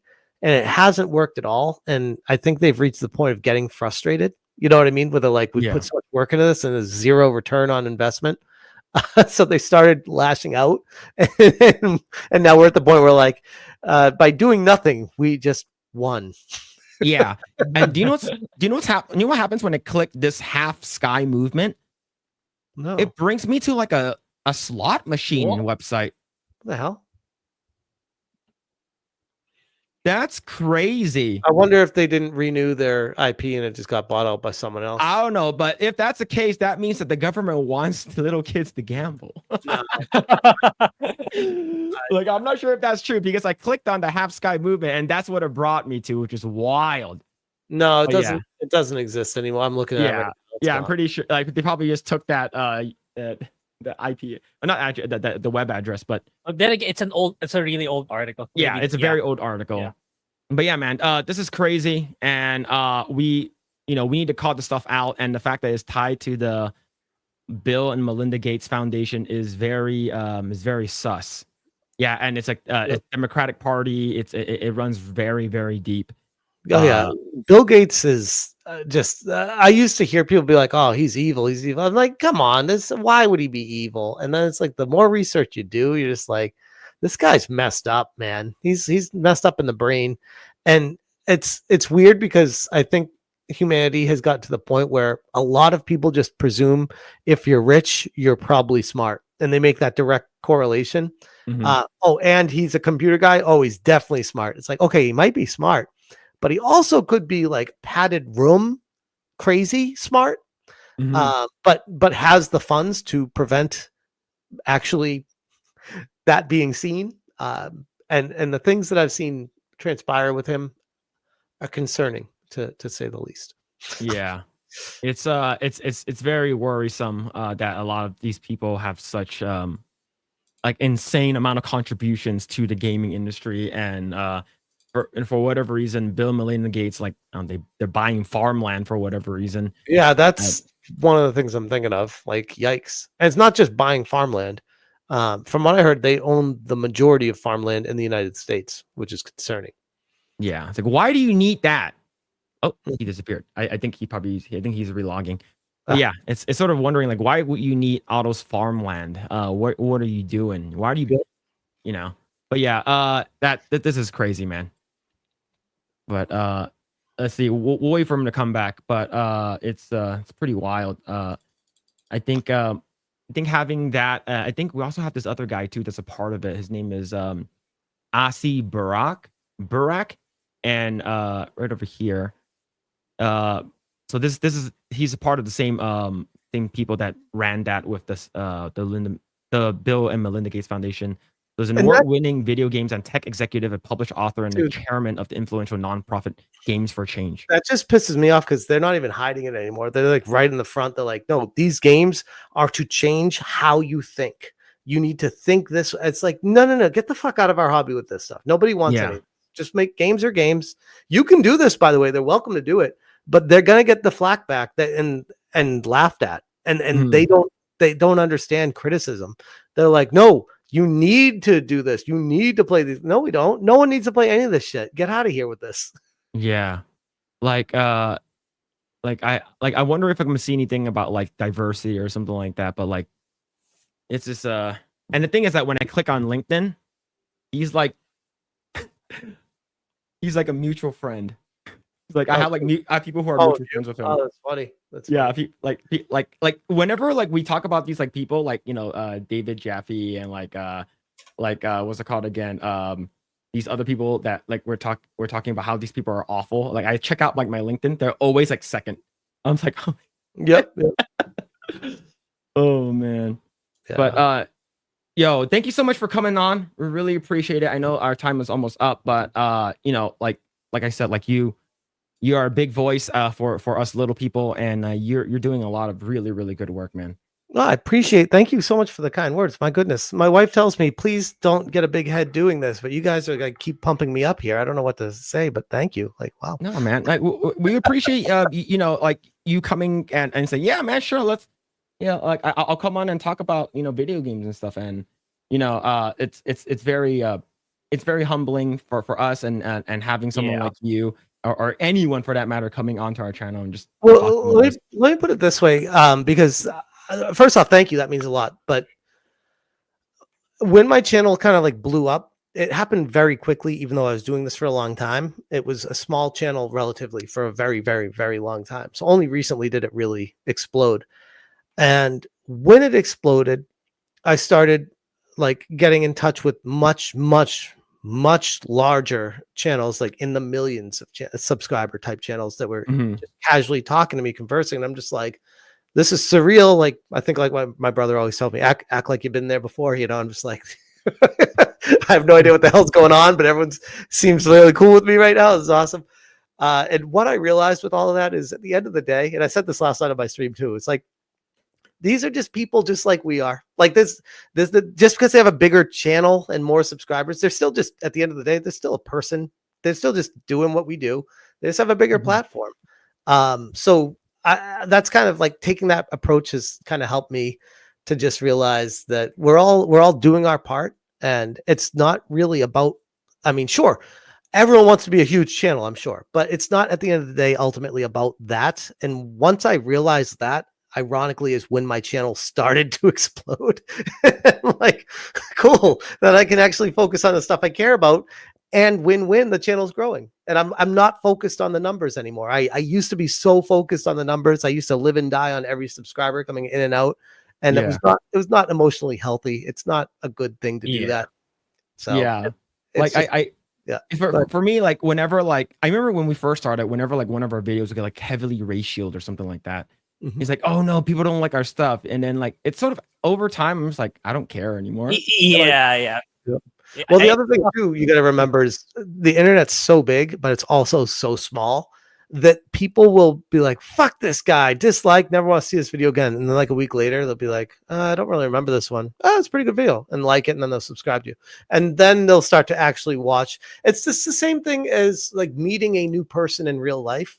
Like your first encounter with them, it's the same as a million other people you've met. It's not anything different beyond that. But then if there's something that happens either in that first encounter or the second encounter or the third encounter where it really clicks, then you really open your mind up to understanding that person's world and where they're coming from, and then caring about what their world is and what they have to bring to everyone else. So yeah, like if we think about it, a lot people actually have a lot more things in common than they think. It's just that one or two thing where they don't agree with you, and then but if they're extremely extremist about it, then it could potentially like ruin the world. It's sort of like politics is one major thing, right? We agree with everything besides one thing in politics, and all of a sudden you can't be friends anymore. Oh, 100%. Yeah. Yo, Hollow Ninja of the 10. Thank you, man. That's the thing. Look at Psych, the TV show, Pulp Fiction movie, Power, 50 Cent show, Death Stranding, etc. Natural DEI, not forced DEI. Pull up images of these shows and see what I'm talking about. Absolutely, man. Like I remember I actually I think Psych. I used to watch Psych. Metaphor, my game of the year last. It's super political, but they did it right. There's a way of doing it correctly, not forcing it onto people. And yo, Mitchell Fields with another 5. Thank you, man. Now, Smash do a video on what the fuck isn't Stellar Blade. Why the fuck isn't Stellar Blade on Steam wishlist yet? That You're is waiting. Yeah, waiting. That totally should be. Yeah, That's- everyone's waiting. Yeah, maybe they're planning on pushing it to next year. Maybe they're trying to optimize it more. Maybe. Yeah. Just maybe. Maybe. Speculating. Yeah, but it's there's a lot of stuff that's like I'm waiting for it too. Yeah, I think I saw something earlier. I think it disappeared. Okay. Yeah, I think it disappeared now. Damn it. I was gonna bring up a comment. And I think it this wait, there it is. Sorry about that. Jeffy is a first on my LinkedIn. Well, good for you. Dude, my LinkedIn, I am IP banned because I countered the dude what was that guy's name from the Game Awards that got found out to be working at Tencent, that was like the humble guy. Yeah. So I don't know his name, but like I know who you're talking about. Yeah, that guy posted something on LinkedIn, and then Nick Calandra replied to him, like backing him up. And I was like, oh, Nick Calandra is not the nicest guy in the world. Here's what he did to me. And then my account got restricted and blocked, banned. And when I try to log in, it's gone. It won't even let me log in. What, on LinkedIn? Yep. And I tried to create another account, and it works for like 5 minutes, and then it says account restricted. You need to contact support. I contact support. They're like, oh, you need to submit your license. So I did that. And they're like, okay, we'll get back to you. Now 3 or 4 weeks later from that, and still nothing. So Man, my that's IP wild. address, this is how much power that dude has. People think he's like this humble guy. It's like, nope. And it was a very innocuous comment of just setting the record straight, and banned instantly. So That's wild, man. And see, his thing, back in the day, LinkedIn just used to be like a place that people can talk about getting jobs and, Yep. It's turned interact into- with the Yeah. company. It's like a It's like social a- media yeah. account now. it's like a woke Facebook now, and Oh, yeah. Facebook's woke enough on its own. But yeah, Yeah. But yo, thank Yeah. you so much, SmashJT, for coming on. Really appreciate Thank it. you. What are you doing? Where can people find you? SmashJT.com. And yeah, I mean, I don't know what I'm doing. Every day I wake up and it's like, what's on the docket today? There's always something that seems to find me these There's days. I always guess something. my channel's gotten to the point where I can't even keep up with my emails, my DMs, my messages. I'm like, I just kind of try my best and I'm like, I'll get to something. Hopefully. I'm like, I always tell people, I'm like, I'm not trying to sound like big time, but I'm also want people to know I'm not trying to be a dick. I'm like, I'm trying my best to keep up with everyone, and it's very, very hard right now.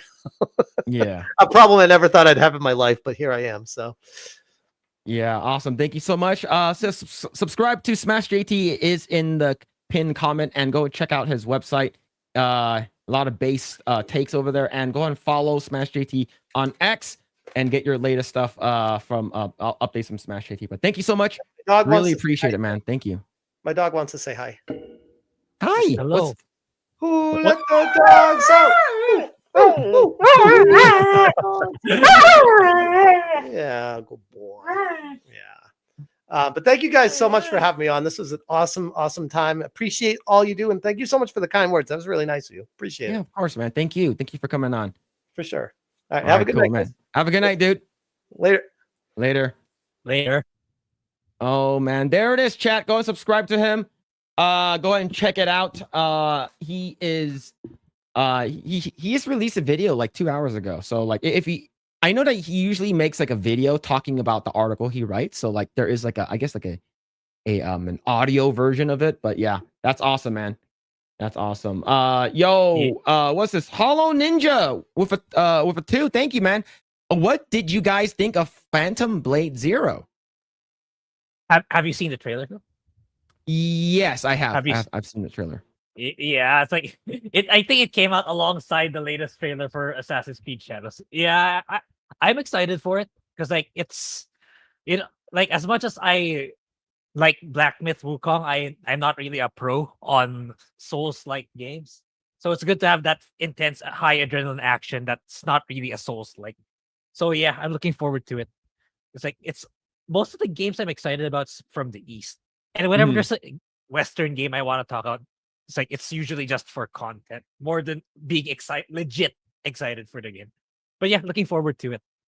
Yeah, man. I think it comes out next year. Yeah, like I think they showed it like last year or something like that. I think they showed it last year or a couple of years ago. Oh, there's a more recent trailer that actually shows the gameplay. Oh yeah, I saw that one, but I'm talking about when we first like heard the announcement. Oh, okay. Yeah, I remember it was like, it might have been like 2 years ago, but yeah, man. Yeah, I'm looking forward to the game. I definitely am. All right, let's go and check out this article right over here. So, speaking of video games, Grae, did you know that Trump is actually ruining video games? Yeah, how? In what way? All right, let's go and read this article right up here. It comes to us from PC Gamer. Gaming's largest lobbying group says Trump's tariffs would negatively impact hundreds of millions of Americans and do serious damage to the video game industry. So how do you feel about this? I don't think so. Because, well, especially it's like a lot of people are going digital now. So is the tariffs affecting digital goods? I can see why for physical goods, but digital, I don't think so. Unless I'm not gonna pretend I know what the composition of the tariffs are, but it will affect in terms of like the tangible product. Depends where you guys manufacture the disc, where you guys manufacture the physical casing, and so on and so forth. But in terms of digital games, I don't think so. So yeah, no, I don't generally I don't agree with that take, where it's like, Trump enforcing tariffs is gonna affect video games. These companies make a lot of money already, and as far as I can tell, the DEI companies don't even care about making money. So, yeah, they don't. Yeah. So no, I disagree. Yeah. Thank you, Chaz, for I'm not sure if you timed them out or whatever, but thank you so much for timing him out, or deleting the message or whatever. But try not to spam. Like if you're gonna like say something, like make sure you're not spamming. But thank you so much, the mods, for getting addressing that. All right, right over here. The ESA doesn't seem to be sure of what to do about it, though. Okay, right. The U.S. government is set to launch a massive sweeping trade war against Canada, Mexico, and China tomorrow. Although, so this article is from from 4 days ago. Let's see. China, although Mexico's earlier today was given a 1-month reprieve, which is potential to throw international economies into chaos, destabilize world security, and make video games more expensive. In response, the Entertainment Software Association, the trade group representing video games publishers in the US, has issued a statement saying the move is likely to do some serious harm to the game industries and gamers alike. In my opinion, I think this will only hurt stuff that's physical, because everyone is playing digital stuff now, like, unless you're talking about like controllers, peripherals, or something like that. But if you're talking about stuff from China and Mexico, like, or even Canada, like I remember there's like one game that was made in Mexico, like growing up, that I remember, right? I don't know, like, you don't see from China, I understand, but like from Mexico, I don't know about that. But let's see, video games are one of the most popular and beloved forms of entertainment for Americans of all ages.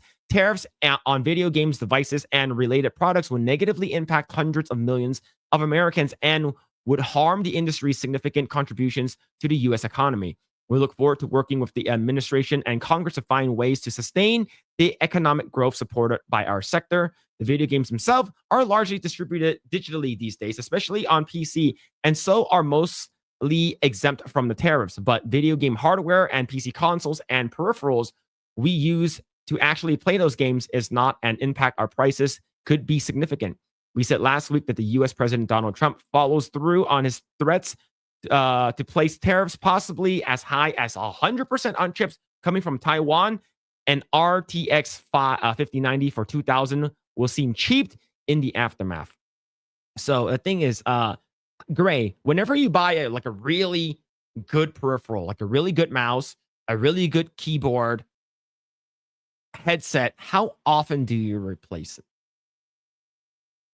Very rarely, because it's like when it comes to tech that I know I'll be using on a regular basis, like I tend to pay for the premium already, because like that way it lasts for literally years. So it's like if you compute like the time since you bought it and up to that point, it comes out, it's like it's not gonna, like, what, $1 a month. So it's like you definitely got your ROI by then. So you don't really, well, me anyway, I don't really buy them on a regular basis. So since they work really well already as is, and I make sure that I take care of them for a really, really long time, and they're still up and running, even though I'm gonna end up like upgrading or stop using them. So it's not gonna be, in my opinion, well, not, if it's gonna be like in a very expensive one, like NVIDIA video cards, and maybe that'll make me double think. That'll make me think twice if I should buy it. But in terms of like you said, mouse or camera or microphone or that's something controller, you're you gonna know? controller. That's something that's gonna last for a really, really long time. So I don't think a tariff is gonna stop me from buying the product itself. Yeah, let's see. Even lower rates, like 25% planned tariffs on products originating from Canada, Mexico, would result in a serious bump. Trump said when he announced the proposed tariffs on incoming chips, and manufacturers like NVIDIA and AMD are not going to pay a 25, 50, or even 100 tax on imported goods. But in reality is they won't. They'll just attach increased cost and product price and let consumers eat it. There's a lot of money on the table. The ESA said January that total video game sales hit 58.7 billion. If you guys don't know, video game is like one of the highest, like it generates the most money in terms of entertainment wise. It's one of it's the top. No, it's the top. I was gonna correct Yeah. you. It's the top already. I saw a tweet already on Twitter. Movies and music combined, then you multiply that by 2, video games is still higher. Yeah. That's how far ahead it is compared to the other entertainment industry. And especially during COVID, right? Like if you think about it, how often do people go out and buy music? How, like, the thing is that if you go on, you go onto Spotify, you don't buy the entire fucking album just to get one song now. You just buy that one song, right? Mm-hmm. So like the music industry and the movie industry, they have to go what's it called again? All digital. But the thing is, how often can you play a video game versus watching a movie? Watching a movie, doesn't matter how good the movie is, right? You're going to spend about an hour and a half to 2 hours, maybe even 3 hours for some movies. You watch it once or twice, that's about it. A video game, Yeah. let's say that the shortest video game, let's say Hi-Fi Rush, maybe around like 8 hours or 10 hours worth of gameplay, but it's $40, right? Yeah, That's a and- lot of gameplay for the money. and- Yeah, and the thing is for video games, like there's much more avenue for revenue. Like live service games, you can sell cosmetics, you can sell season passes, you can sell like you don't see a movie. Oh, you can get the digital deluxe edition to see additional scenes. You can't do that in video games. You can, which is why it's video games have really evolved, and especially COVID kind of expedited the growth of video games, propelled it to the top compared to the other entertainment industries. Yeah. All right. Let's see. There are a lot of money. ESA said that's 58.7 in 2024. Most of it was video games content, but hardware consoles and accounted for 4.9 billion, down from 6.5. Now, if you think about it, the reason why is, to be honest, no one's really buying a PS5 anymore. Right? Like the thing is that like people could just like build a really, really good PC and they just swap the parts out, right? While access sales grew from 3 billion to 3.2, what happens in the current environment is anybody's guess, even if the tariffs are eventually walked back and uncertainty left in their wake will almost certainly have a chilling effect on the industry. To be honest, I think this is more of a scare tactic. It's like, hey, look, Trump fucked with the tariffs. You guys are going to have to pay more for your video game stuff now. It's like, bitch, most of us just buy digital now. Yeah, and even then, it's like even if, let's say, Nvidia's gonna double their price, like Nvidia can do that, but even now, even without the tariffs, like even me myself, it's like I can eventually save up to buy the latest video card or even upgrade my PC to top of the line, but it's still a lot of money. It's like it'll make me think twice. Like, is it worth it? No. So what more if it's like with the tariffs on? It's like. And what more if like let's say they're claiming that even though they're not Nvidia's not actually getting enforced with the tariffs, they're just gonna jack up the price to make it as an excuse because of the tariffs. How many people are gonna buy their high-end video cards? I can't imagine it being a lot if they're gonna do that. So I don't think so. Yeah, man. All right. Let's go ahead and read some comments right over here and check out some super chats to see. Yo, Mitchell Fields with another 5, man. What are you doing? It's not, you're just I will try to read the comments that you guys don't have to super chat. But thank you for everyone who is super chatting. We really appreciate it, man. Thank you. Sony US and Sony Japan in the US we buy from Sony US. I smell bullshit. Maybe. But yo, thank you so much for the 5, man. Yo, Hollow Ninja, thank you so much for the 5. Thank you again, man.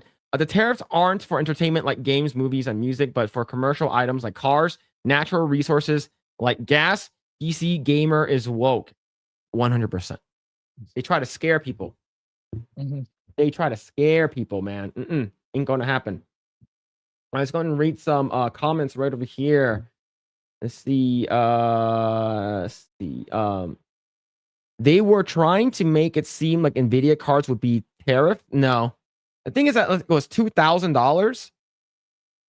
It's like if they increase it more, like that's such a tiny demographic in my opinion. It's like you can increase profitability per unit, but how many people can actually buy that? I can't imagine it being maybe a couple of thousands at best. But I definitely wait it out. Yeah, I say Mexico could make a game in the future. In fact, I'd like to make a game someday. Yeah, so the Mexico scene in terms of like gaming industry is like 0 to none. There are a couple of studios that are popping up, but they don't really have a presence there in Mexico City, which is basically where their hub is. They're trying to get it, but the thing is, good luck getting stuff from like your stuff will probably get stolen. Like because a lot of the studios start here in the US and then they open up like a subdivision in Mexico, right? Mexico. And then what they usually do is they send like, okay, you guys need computers, we send the computers to Mexico. But do you know who takes those machines away from you? The cartels. That's what happened with my studio. We opened up a subdivision in Mexico City. They needed like Cintiqs and computers and shit like that. We sent them there. Cartels took them. Not the Mexican government. The cartels took the PCs. What happened in the end? That's what I. Well, the thing is that they just basically harvest the internals and they just sell it because you can't log in, right? They need the password and stuff like that. You don't have to like we told the HR in Mexico to basically buy it and then we will expense it. So you basically we lost like several $1,000s of equipment. Okay, but did you okay, so you shipped them, then the cartels got it, then they bought it again. No. So basically what happens is like we had like 4 guys in Mexico, right? They needed like computers and like Cintiqs, right? We send it to them because we have some in the office. We have a lot in the office, right? So we send it to them. Those are gone now. So then they need to buy it now. So they need to buy it and send it to Mexico, and then we expense it. So you bought your own stuff, basically. They did. The people in Mexico did. Oh, it's at their own expense. No, like because the thing is that like they don't use the same kind of expense program that we do. They use like a different one. So what they need to do is the studio there, not the employees, the studios there, our subdivision over there would need to buy computers instead of us just giving it to them. Give to them. Okay. Got it. Yeah. It's not like the employee has to buy it. It's not. Yeah, that's what I'm trying to say. Yeah. Let's see. Got it. Let's see. I think I saw one game from Mexico on a Nintendo Direct years ago. Yeah, like I think the game that I was talking about was like a Mickey Mouse game. It's like a Mickey Mouse game that like was made in Mexico, right? It was like a Disney game. Yeah, there's one game I kind of the mouse game, the FPS mouse game. That's the art style's based kind of like the Steamboat Willie. Yeah, I hope that game comes out really soon. Oh, the first-person shooter one. Yeah, I think they're coming out this year. Looks really good. Yeah, it actually looks really, really good. Dude, who's gonna pick my video games in the fields if the tariffs are? Man, oh shit, who's gonna mow my lawn for me, right? Like these freaking celebrities, like it's like, oh, who's gonna clean your toilet? It's like, what? How racist is that? Oh man, if they send all these illegal immigrants back, who's gonna clean my toilets? It's wild. Yeah, buy once, cry once. I say that for guns. That's what I say for guns. Oh man. Oh, they're finally adding a what's it called again? The staccato HD, the 4-inch variant to the California roster. All right, I'm gonna buy once, cry once, right? Let's see. Let's see. What I want is a collector's edition of art books in A4 instead of the book that is the size of a 4K Blu-ray case. Yes. I want actual big dicks. Like actual, like legit, like art books, like big ones. Like I remember, what's it called again? The SNK Capcom Fighting Collection, I believe, is coming out in May. If you buy it, it's the first come, while supplies last. There, it comes with an art book, which is mostly gone already. So I'm like, I'm not gonna. But you have to pre-order, and I don't want to pre-order. Let's see, well, all Americans will have more money to spend. So if gamers want to spend them, the easier for them. But they don't report that. Yeah, that's 100% true. For instance, let's say they put a tariff in China, which they already do. Hollow Sun and Streamlight, which is, those are gun equipments, like for like red dots and weapon lights. Those come from China, and those are like vetted. Those are vetted by like police officers, and they all use them. And those are the ones that are actually like really, really good. They're going to be more expensive, right? But if you make more money because of the tariffs that was imposed to China, right? Like it sort of balances out. It's like, it's more expensive for you, but you also make more money. Yeah, or if you get an increase from your work. That's it. Yeah. You see, I've been hearing about the tech tariffs with the new GPUs is in almost every video about them. Yeah, I think it's tariffs on specific things, but yeah, man. See. Let's see. At the silicone mines in Arizona to make more chips there. Yeah, I heard there are like semiconductors that are here that they don't want to use. Dude, I'm more Asian than you are. Is it because I don't have an accent? Grae has an accent. And he's in the Philippines. How more Asian can you be? What are you talking about? Yeah, Right? I don't have that US accent for sure. Yeah, see, unless you're like from California, you start talking like this. Yeah. Right, you drive down non-fun freeway, go down to Marina Del Rey. It's like you're California. What up, dudes? It's like I don't have. I just talk really fast. That's about it. Can you place tariffs on online games? No, you cannot. Staccato HD is really nice. I'm waiting for the 4.20, 4.5. Was it 4.5 or 4.25? I forgot. 4.25. I'm waiting for the bigger one because I heard that you can actually swap out the site block for a comp. So I might actually do that, but that's not coming out yet. And the thing is, that's actually on a roster, so that's probably going to be a while though. The equipment needed to be delivered via fully armed delivery man. Look, the cartels run Mexico. All right, the Mexican government they're not going to say it, but the cartels run the country. Come on, we saw this in Breaking Bad. All right. All right, Gus Fring and what's it called? Gus Fring and Tuco Salamanca and the Salamanca was it the grandfather with the fucking bell? They all run Mexico. All right.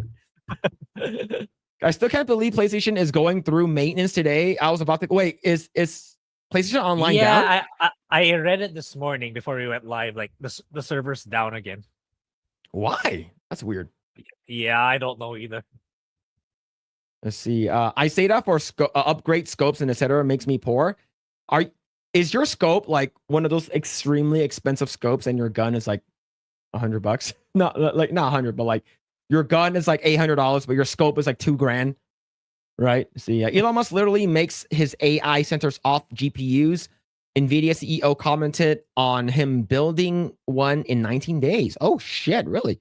The US is investing $500 billion into AI centers. Tariffs are a tool to bring people into the table. I think I was 100% with Trump and Elon Musk working with the people with AI until they started mentioning something about like AI vaccines. And then I'm like, what? Hold up. Something ain't right here. Yeah, AI research maybe, but not dependent on it entirely. Yeah. Let's see. Calvateno says, own the Japanese and the US Final Fantasy VII Rebirth art books and the Crisis Core Reunion art book. Oh, nice. See, the one that I need to get is the Final Fantasy VII like Ultimatum or Ultiminium, whatever. The basically like it's like a Bible of like everything Final Fantasy VII. Let's see. Most everything I saw came out of SHOT Show this year was 3,000 plus. Yes, that's the reason why I'm super hyped on stuff that's coming out of what's it called again? Palmetto State Armory, because they have the 570, which is basically a monster Frankenstein version of an 870 and a 590, and you can actually go from a semi-auto to pump action, which is really cool. And you get the I don't know, man. I really like Palmetto State right now. Like they're super cool. Cheap gas, $20 more for a Hollow Sun and Streamlight. I'll take it. Yep. I'm fine with it. Yeah, my MP5 has become such a money pit. It's because if you got an actual legit HK MP5, that's your problem. You should have got one of those like off brands, like the Zenith or something like that, because they're still made in the same shop. They just call them differently. But hey, I understand, man. MP5s are cool. I don't have one. I have one of those knockoff GSG's ATI 16s right before H&K basically gave him a cease and desist. They're like, all right, you copying our guns? Because later on, like after the cease and desist, H&K came out with their own 22. Grae is like, what? This is gun talk. This is gun talk. Yeah, I know. Because like gun culture is not really a thing here. It's fine. Yeah. The optics are pretty expensive right now. The only affordable ones comes from China. Yeah, Vortex. I'm fine with Vortex. I think Vortex is fine. See, that was an Oracle CEO, some wild shit though. If we get right HHS sec, that won't happen. Let's hope so.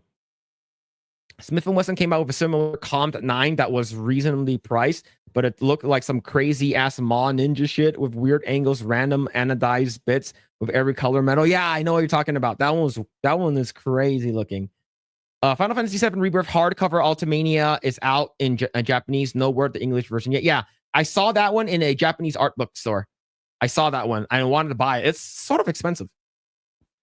Yeah. Yeah, a cat named Vagina. All right, let's go ahead and talk about our next topic right over here. All right, so Grae, when you woke up, you saw this, right? Disney lost 700,000 subscribers to close out 2024. Well, in terms of Southeast Asia, I was one of them because like we moved to HBO Max because it was like cheaper and I think it had better shows. Though I personally haven't even used it yet. It's just that I have a circle of people we're subscribed together to save money. But not surprising. Not surprising at all. So well, at least they're trying to rebound with like Daredevil, which comes out really soon. But yeah, not surprising with Echo. What other woke shit did the Acolyte. But man, Skeleton Crew was good, but by then nobody gives a shit about Star Wars anymore. So yeah, they got a lot of overhauling to do. Like man. we don't even know what the future of Disney is after Rachel Ziegler's Snow White. Like they haven't said anything. Fantastic Four. It's it's like I hardly know the Fantastic Four, but when I saw the Thing, what did they do to him, man? Yeah, man. Well, here's the thing, though. On a bright side, unfortunately, on the bright side for Rachel Zegler and Disney, they don't have any competition anymore because Brett Cooper is no longer working on the Snow White movie with Daily Wire, so they don't have a competition. But I digress. Let's see right over here. The days of Disney Plus growing like gangbusters seem well and finally over. Disney stock is down slightly on Wednesday following its release of earnings for the final 3 months of 2024, which included the news that the eponymous streaming service has lost 700,000 subscribers. The company expects further modest declines through 2025, perhaps the consequence of successive price increases, the institution of a crackdown on password sharing, and a reduction in content spend. Hulu was a bright spot, adding 1.6 million subscribers. So I believe the numbers is actually flubbed because they actually included in the Hulu numbers. Right. For you guys, Yeah. it's combined with Hulu. For us, it's just solo, standalone Disney Plus. But I mean, they're notorious for doing that. I know they've been doing that for a long time. All the streaming services, anyway. They really need to step. Bob Iger, well, not really Bob Iger. He doesn't give a shit. But Disney management needs to, spruce up the content. And now that like Trump is going after DEI, they kind of need to veer off from DEI too. Yeah. So right over here, Disney Plus now has 124.6 million subscribers. So this is about a less than like 1% like dip, which is not a lot, but still, like if a subscription is like $20 per account, and it's like you have 700,000 people that basically unsubscribe. That is a good amount, but it's not like as big as it seems. And like, didn't we talk about the money that Disney lost in Disney Plus like a year ago or 2 years ago? So they still haven't recouped that money, as far as I know, right? Yeah. See, overall, Disney's financial performance beat expectations with earnings per share 1.76 on revenue of 24.7 billion. Analysts on the Wall Street had expected earnings of a 1.43 per share on a 24.55 billion in revenue. Disney parks did particularly well, which is something most of their streamers do not have to supplement their streaming business. Now, the thing is, this is probably not going to look so well for Disney this year because Epic Universe is opening in spring at Universal Florida. and everyone is waiting for that. Like everyone is super, super hyped on that. But if you actually look over here from Variety, Disney's earning boosted by Moana. Disney Plus loses 700,000 subscriber as streaming business swings to another profit, right? Did you watch it, Moana 2? I heard it's garbage. Okay. But it did really, really well, like overseas. Everyone watched it. It made $1 billion. But like I heard it was bad. They said that because I was watching Film Thread, they said that there's no memorable songs, and there's like all the NPC characters are like sort of boring, and you don't really hear a story of it. Because I like Moana 1. Moana 1 was pretty good. I enjoyed it. But according to what I heard, Moana 2 was not good. But you know, some people might like it. I don't know. Yeah, the Disney back then in Moana 1 is like different from the one that made Moana 2. So yeah. Not surprising. Yeah, see, but like this they have three $1 billion movies this past year, right? You got Inside Out 2, Deadpool, Wolverine, and now Moana, right? So this is actually, it looks really, really positive for them, for Disney, right? But the thing is that Disney really, really needs to do really well in the box office moving forward. It's because their theme parks are going to get a huge hit because they're not coming out with anything new. Like like for me, I used to be like a theme park guy. Like I used to go to theme parks all the time, and I used to work at both Universal and Disney. So knowing that, like I love going to theme parks, but as of right now, there's nothing really special about Disney World, right? Other than the fact that it's just Disney. He's like, oh, you're going there because of Disney and the legacy or whatever. But people are going to be super, super hyped for Epic Universe. I think the Donkey Kong minecart ride, actually having you know, the whole, it's basically whatever you experienced in Hollywood, but like tripled in size for Mario. Yep. So it's going to be massive, right? Yeah. But man, the thing is, we'll see where it goes for Disney. I don't really care anymore. And the thing is that, what else is coming out for Disney? Like, at least for Disney Plus, I don't that's know. like, I'm not updated anymore with the Disney stuff, apart from Ratio Ziegler. yeah. Well, the thing is that that's the movie we will have to watch. Yeah. It's in March, right? Yeah, I thought, did they move it again? I'm getting confused with the scheduling now. I thought it was coming out this month. Did they move it? No, again they moved it. I believe they moved it. Ah, that's why. Yeah, okay. Yeah, I believe it's coming out in March. Oh man, and the the movie we thing have is, to talk about. Yeah, it's like I remember like last year I kept saying, "Oh, I can watch things in advance now," because like the movies usually come out here in the Philippines in advance. Okay, it's only now that I'm finally following through with that, so I can do an out of theater review before everyone else. Yeah. Oh man, this is bad. This is really bad. All right. See, let's go and read the comments. Actually, what's this over here? Yo, Hollow Ninja with another 5, man. What are you doing, man? Minato, Namikaze, stop spending money, man. You're dead. All right, you're dead. All right, just go hang out with Kushina, just buy her food and stuff like that. Why are you spending money here? All right, like Simulu got approved. Wait, is this for sure now? Because I heard that was rumors that was happening.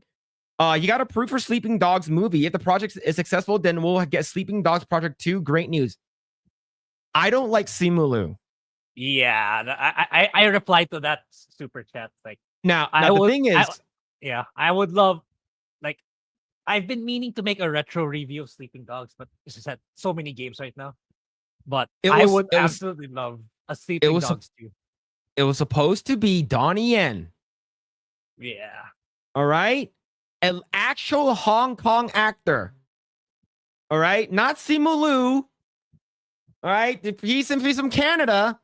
All right. I don't care how hot you think he is, but Donnie Yen would have been perfect. He knows Donnie Yen is he's a veteran in martial arts. He's freaking Ip Man. He's Iron Monkey. He's not Iron Monkey. He's Wong Kei-ying, but he's freaking. He was in John Wick. He was blind in 2 movies where he's a badass. Donnie Yen would have been perfect. For me, I have nothing against Simulu other than the fact that I don't like him as a person. I don't have any. Yeah, I don't care about his movies. Yeah, that's probably also the bias kicking into me too. That's the same the same rationale as you. But I can see why they might have approved it, given his like career as an actor. It's like, because like the story of Wei Shen is like he was a kid. he was a child in Hong Kong, but then he studied in the US and then came back to Hong Kong. So it's like if you're gonna look at that backstory, it's like Cebu do kind of fits more of that story.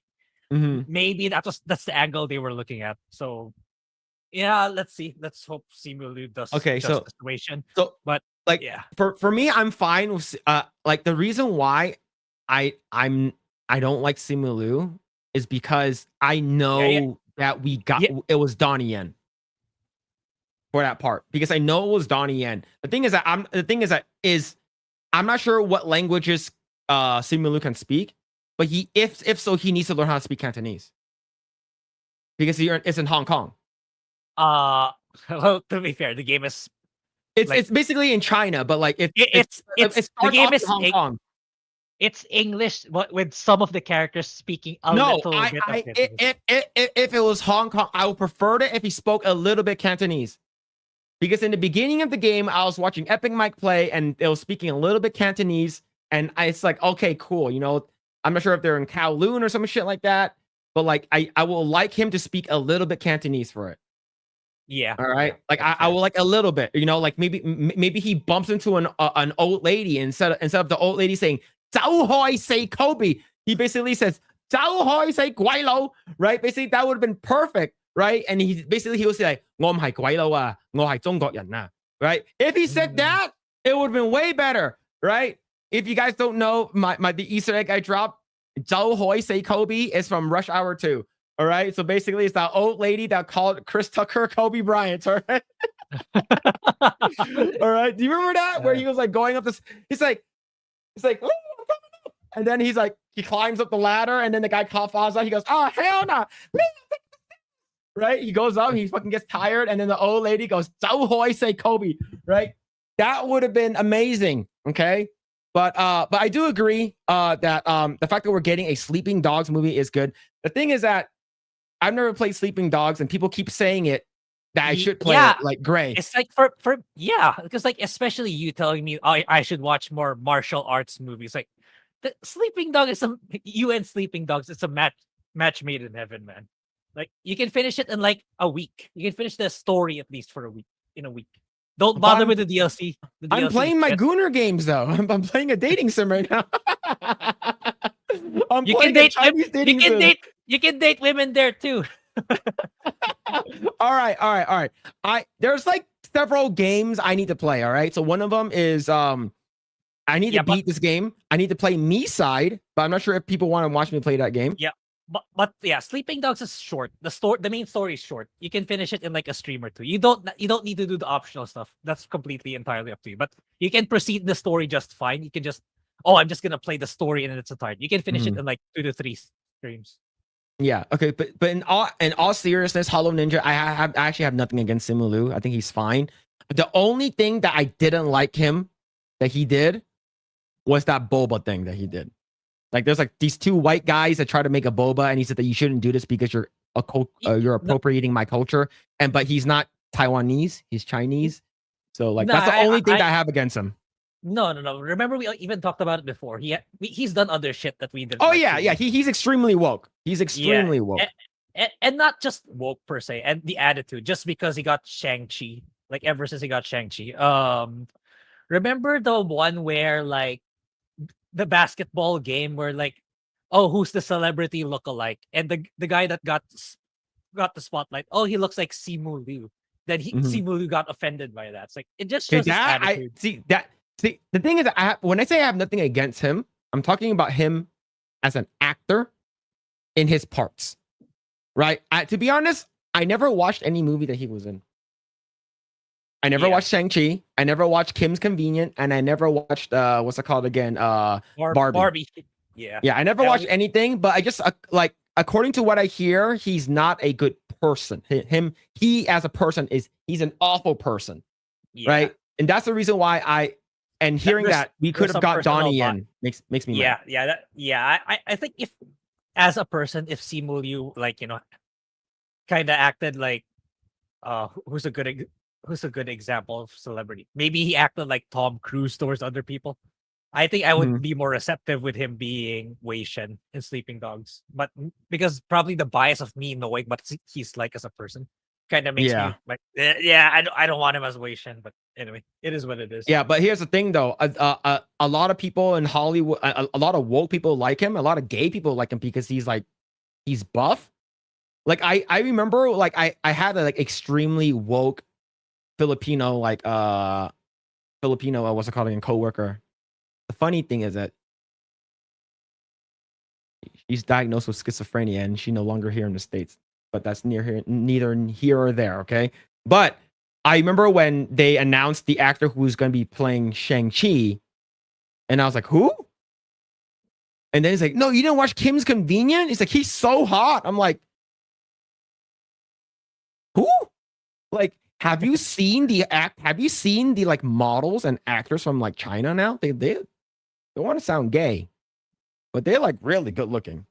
Like for some reason, like I get a lot of like Instagram reels of like hot like Asian guys. All right, maybe it's my algorithm. I'm not sure what it is. Yeah. But yeah, see, that sounds super gay. All right, let's continue. But yo, Hollow Knight, thank you so much for the 5, man. Thank you. But yeah, Sleeping Dogs 2. The movie has to do good for Sleeping Dogs 2 to come out. You are correct. But thank you for the 5, man. Let's see. Yo, Mitchell Fields with a 5. Yo, you will take my money and like it. Thank you, man. Thank you. Yeah. Thank you. All right. Let's go and go down. Let's see. Molana, who wants to watch a movie about mowing a lawn. Man. Ip Man, how can you forget Ip Man? I know Ip Man. I know.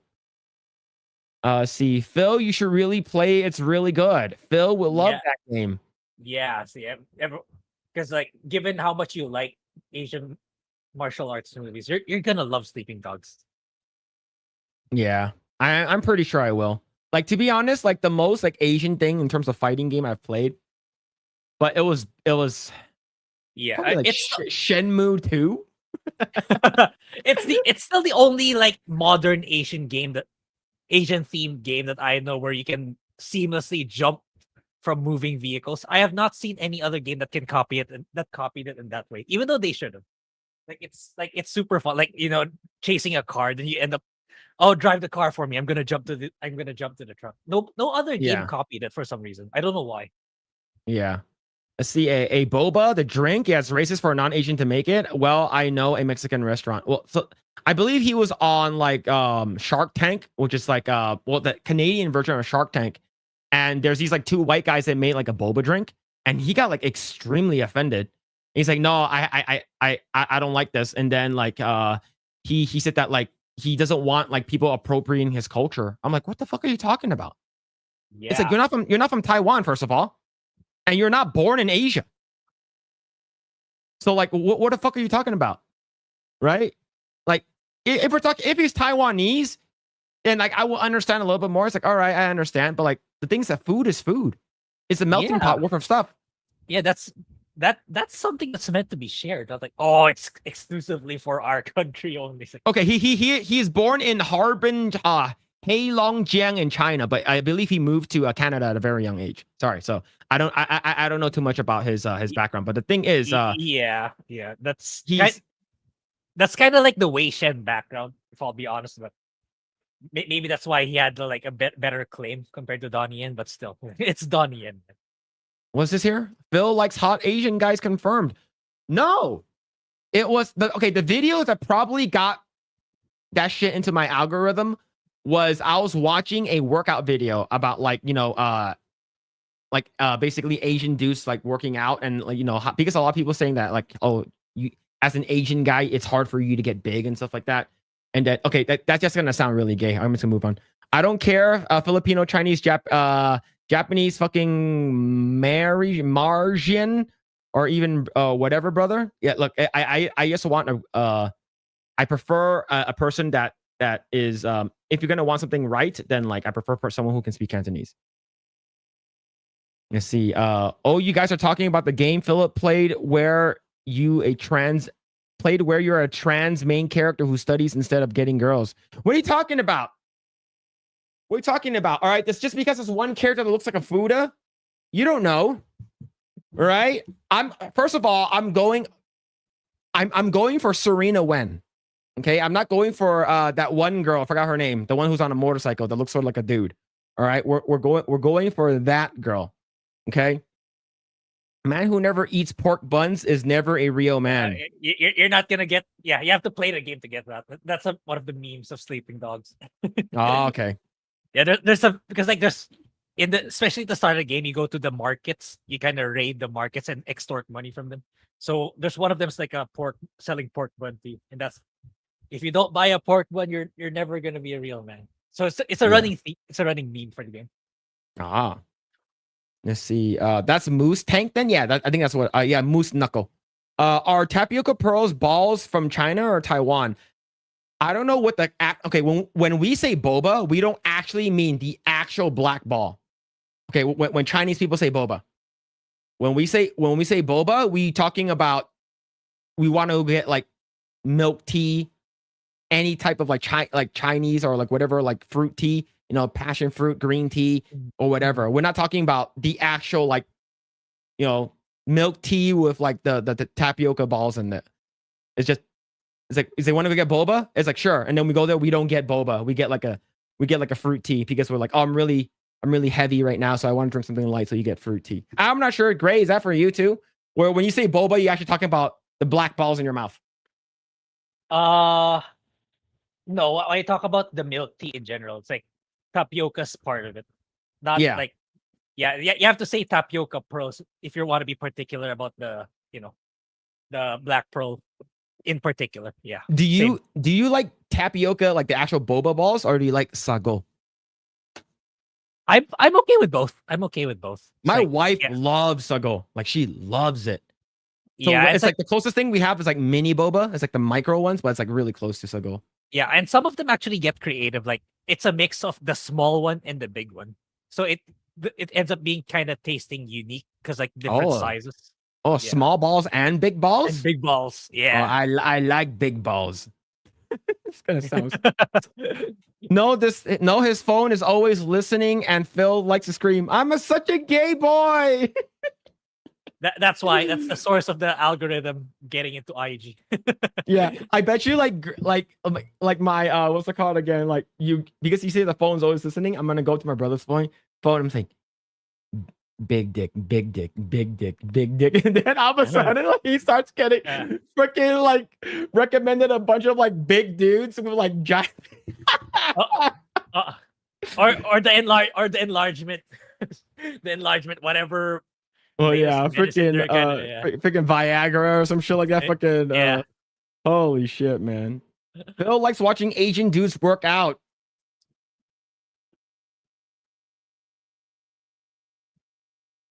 It's not like I like it, just pops up on my screen.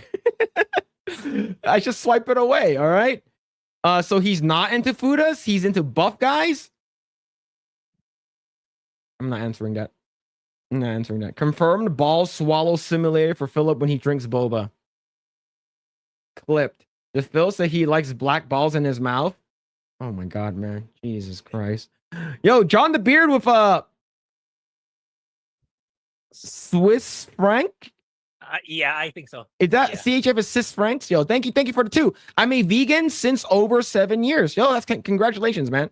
I can never be a vegan. Yeah. Can never be a vegan. But yo, thank you for the 2.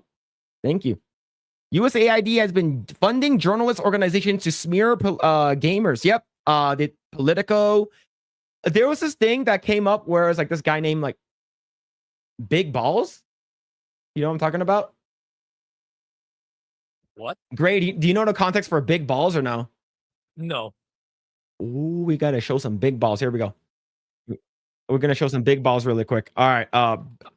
Big balls. I think is it big balls with 2 S? Please don't show guys balls. Please. Okay, good. All right. All right. So there is so Doge, the Department of Governmental Efficiency is basically using kids who are like younger, like Elon Musk is using kids who are like in their 16 or 17 that are like tech geniuses to help him. So I guess there's a girl from Politico that sort of like, I guess like found him out and sort of like spread the awareness of this guy's name is Big Balls. You want to hear CNN? This is what happened. So this is a 19-year-old high school graduate who has used the unfortunate nickname Big Balls online. So that would be one way that we could. You got CNN to say Big Balls. Holy shit, man. That's crazy. That's fucking crazy, bro. I don't want to say this, but I have I don't want to to say it, but I have to. Yo, Goodrich Games. Yo, thank you so much for the 2, man. Money for the show. Catch you next time. Yo, take it easy, man. Thank you for hanging out. Thank you. Yeah, thank you. I'm good friends with I used to work with Goodrich Games. So yeah, thank you for the 2, man. Thank you. Yeah, does he cover like video games, video game reviews, or the games industry? I'm not sure if he has his own channel. To be honest, I'm not sure if he has his own channel. I just know that he's a developer. Okay. Yeah. All right. Let's see. Refer to him. He is now working at Musk's behest inside Doge, and we looked into his background, and so we found, several. Look at the fucking Chiron right here. Look at Wired Doge Team, aka Big Balls online. Yeah. If I was the other person, say, sorry, I didn't hear you. What was his name? Even though I heard Balls. what again? Notable things, Aaron. One of which is that this individual has founded multiple companies, including one with another unfortunate name, Tesla.sexy LLC.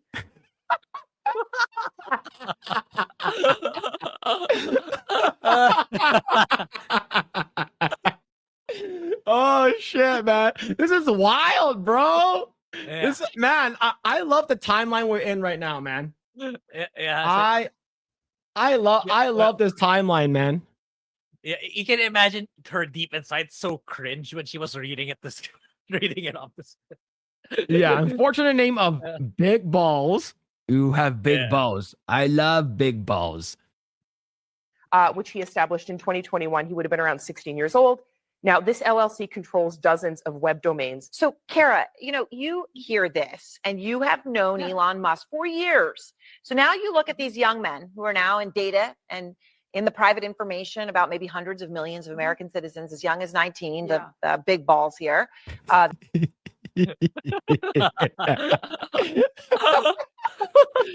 I love it, man. I fucking love it. It's so good. Oh, shit. That Katie's talking about. Most of them are in their early 20s. There's an exception I'm going to get to in a minute. I'm curious, though, Kara, how well does even Musk know these young men, do you think? I have no idea. I think there's no vetting whatsoever, as you can see, that's taken place. It took Katie and the really great team. Wired has done an astonishing job here. I could make a joke that's probably why he was hired for all this ridiculous. If Elon Musk hired him because his name was Big Balls, I respect the man even more. But the thing is that they tried to get rid of him, right? They actually did try to get rid of him because of a young guy, his name was Big Balls. He has, knowledge and he had like government access to everyone. So yeah, everyone, if you work in the government, of course you have access to the people's information. Yeah, and it's like, who gives a shit about what their name is as long as they have again, we're going back to merit-based hiring. As long as I don't care whatever name you have, as long as you can do the job. Yeah, so here's the thing. If I got basically hired by Elon Musk as Food to Phil, but I'm good at my job, who cares if my name is Food to Phil? Who cares if it's Food to Phil? You'll make it one day to CNN. This Chinese man with the name of unfortunate name of Food to Phil. And then they're like, one of the anchors are like, "What is a Fuda?" And then it's oh shit, man. So basically, it went all the way up to what's it called again? JD Vance. And then JD Vance was like, "Yeah, like the thing is that people have done like unfortunate things online before. People have made mistakes. People use weird names online. But he was young. Just because one person used." Just because one person did something bad when they're young, you're going to punish them for their entire lives or something. It's like, it was a mistake. He's like, no, we're going to keep him on. and then Elon Musk retweeted that. And then someone asked Donald Trump earlier today, and it's like, "What do you think about this?" Or was it yesterday? And he says that, "Oh, what did JD Vance say? What did the vice president say?" The vice president said they'll keep him. Then I listen to my vice president. There it is. There it is. But yeah, this is crazy. Ridiculous nonsense and other nefarious things. But you know, there's an expression in technology. It's a feature, not a bug. Big balls is a feature, not a bug. There it is. There it is, boys. Holy shit, man. That's wild. Oh man. Yeah. If you went vegan, I'd hope you give up the balls you love so much. Lost Tail's talking to me. He's talking to me. Yeah. He's talking to me. Mm-hmm. Yo, what's going on, Mrs. Rough Night? Hope you're doing well. Let's see. I just stream my old games on YouTube. Oh, okay. Like Vigilante 8. Damn, that's an old ass game. Twisted Metal series, True Crime, New York, Ratchet and Clank, PSP, Jack and Dexter, and TLF. Just name a few. Oh, mostly a hobby. Okay, cool, man. More fun, yeah, like kind of like a retro game channel. I'll go check it out. Yeah, man. Very cool. Very, very cool. See, 3 woke white women wears the diversity in this panel. One of them, it goes by they them. That's enough. That's enough diversity you need. That's usually it. Actually, unfortunately, the street sweetie Erin Burnett used to be good looking. You hate to see it. Oh shit, really? Is it the one in the middle? She's sort of thick. I will happily give all my info to Big Balls. Oh shit, man. The thing is that you can't make that shit up, dude. That's insane. Yeah. All right. With all this gayness, we got to stop talking about gay stuff, all right? Especially if Lost Tales is in the chat. We got to stop talking about gay stuff. We got to dial it back. So, Grae, do you remember a couple months ago, maybe last year, we were talking about some Carl's Jr. ads, and we showed some, right? I don't remember it, but maybe I'll recall. Oh, it anyway. I guess we need to watch some Carl's Jr. ads. So let's go ahead and put in Carl's Jr. bull ad. All right. So let's go ahead and talk about it right over here. This is 9 years ago. All right. So we don't need to hear what they have to say. All we need to see is the visuals. All right. This is one of them. It's called the most American thick burger. All right. So basically, this is the ad for Carl's Jr. This is 9 years ago, and that's a hot dog in there. Why don't I remember this? We watched this last year. Maybe it was on my own channel. I'm not sure. Grae's like, I guaranteed I will remember those boobs. Yeah, I would never forget that, right? Yeah. So this is one of the most American burger on a I believe it's like this is the most American burger with the most American woman in the most American truck, right? In the most American way on an aircraft in the most, and then it's like that's pretty cool, right? Yeah. And then she eats it, and then man, I love America, man. See, back in the day, what would have happened when she ate it? The ketchup would have dripped on her breast. Right? The most American thick burger, right? So here's one of them. And let's see. I'm putting mechanical bull. All right, so here's another one right over here. Here's another one. The girl gets on a bull and a mechanical bull and starts eating the burger. Man, I was like in like high school here. I'm like, man, I want to have that burger. Holy shit, that's a great burger. So yeah. So Carl's Jr. used to come out with these commercials all the time. Right? It's a manly burger. Right? It's a sexy burger. You're like, oh, if I buy the burger, does the girl come with the burger? Right? See the Western bacon $6 burger, right? And there's a couple more. Let's go and bring it up because Grae needs to see this for For research. yeah, it's true research, right? Here's a Kate Upton one. So this was 12 years ago. All right, so all right, there it is. So this one is a little bit more tame until Kate Upton shows up. And during this time, like Kate Upton was like the most popular like model, like sports. We talked about it with Beardo. Yeah. Yeah, so this is like the jalapenos, like sourdough. Jesus, that's wild, man. Oh, mucho caliente. Man. Yep, that's exactly what I would have done. Exactly what I would have done. That's wild. That's a crazy commercial. Yeah. Yeah, man. So this is a burger commercial. All right. This is a burger commercial. And you're like, what happened to Carl's Jr.? Right? The Southwest patty melt, right? At Hardee's and Carl's Jr.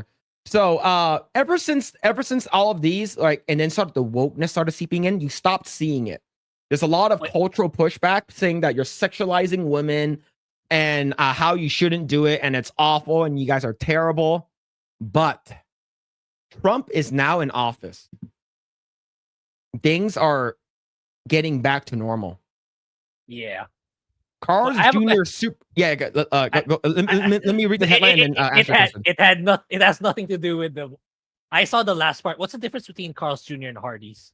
They're the same thing. It's just one's on the East Coast, one's on the West Coast. They're the same, exactly the same thing.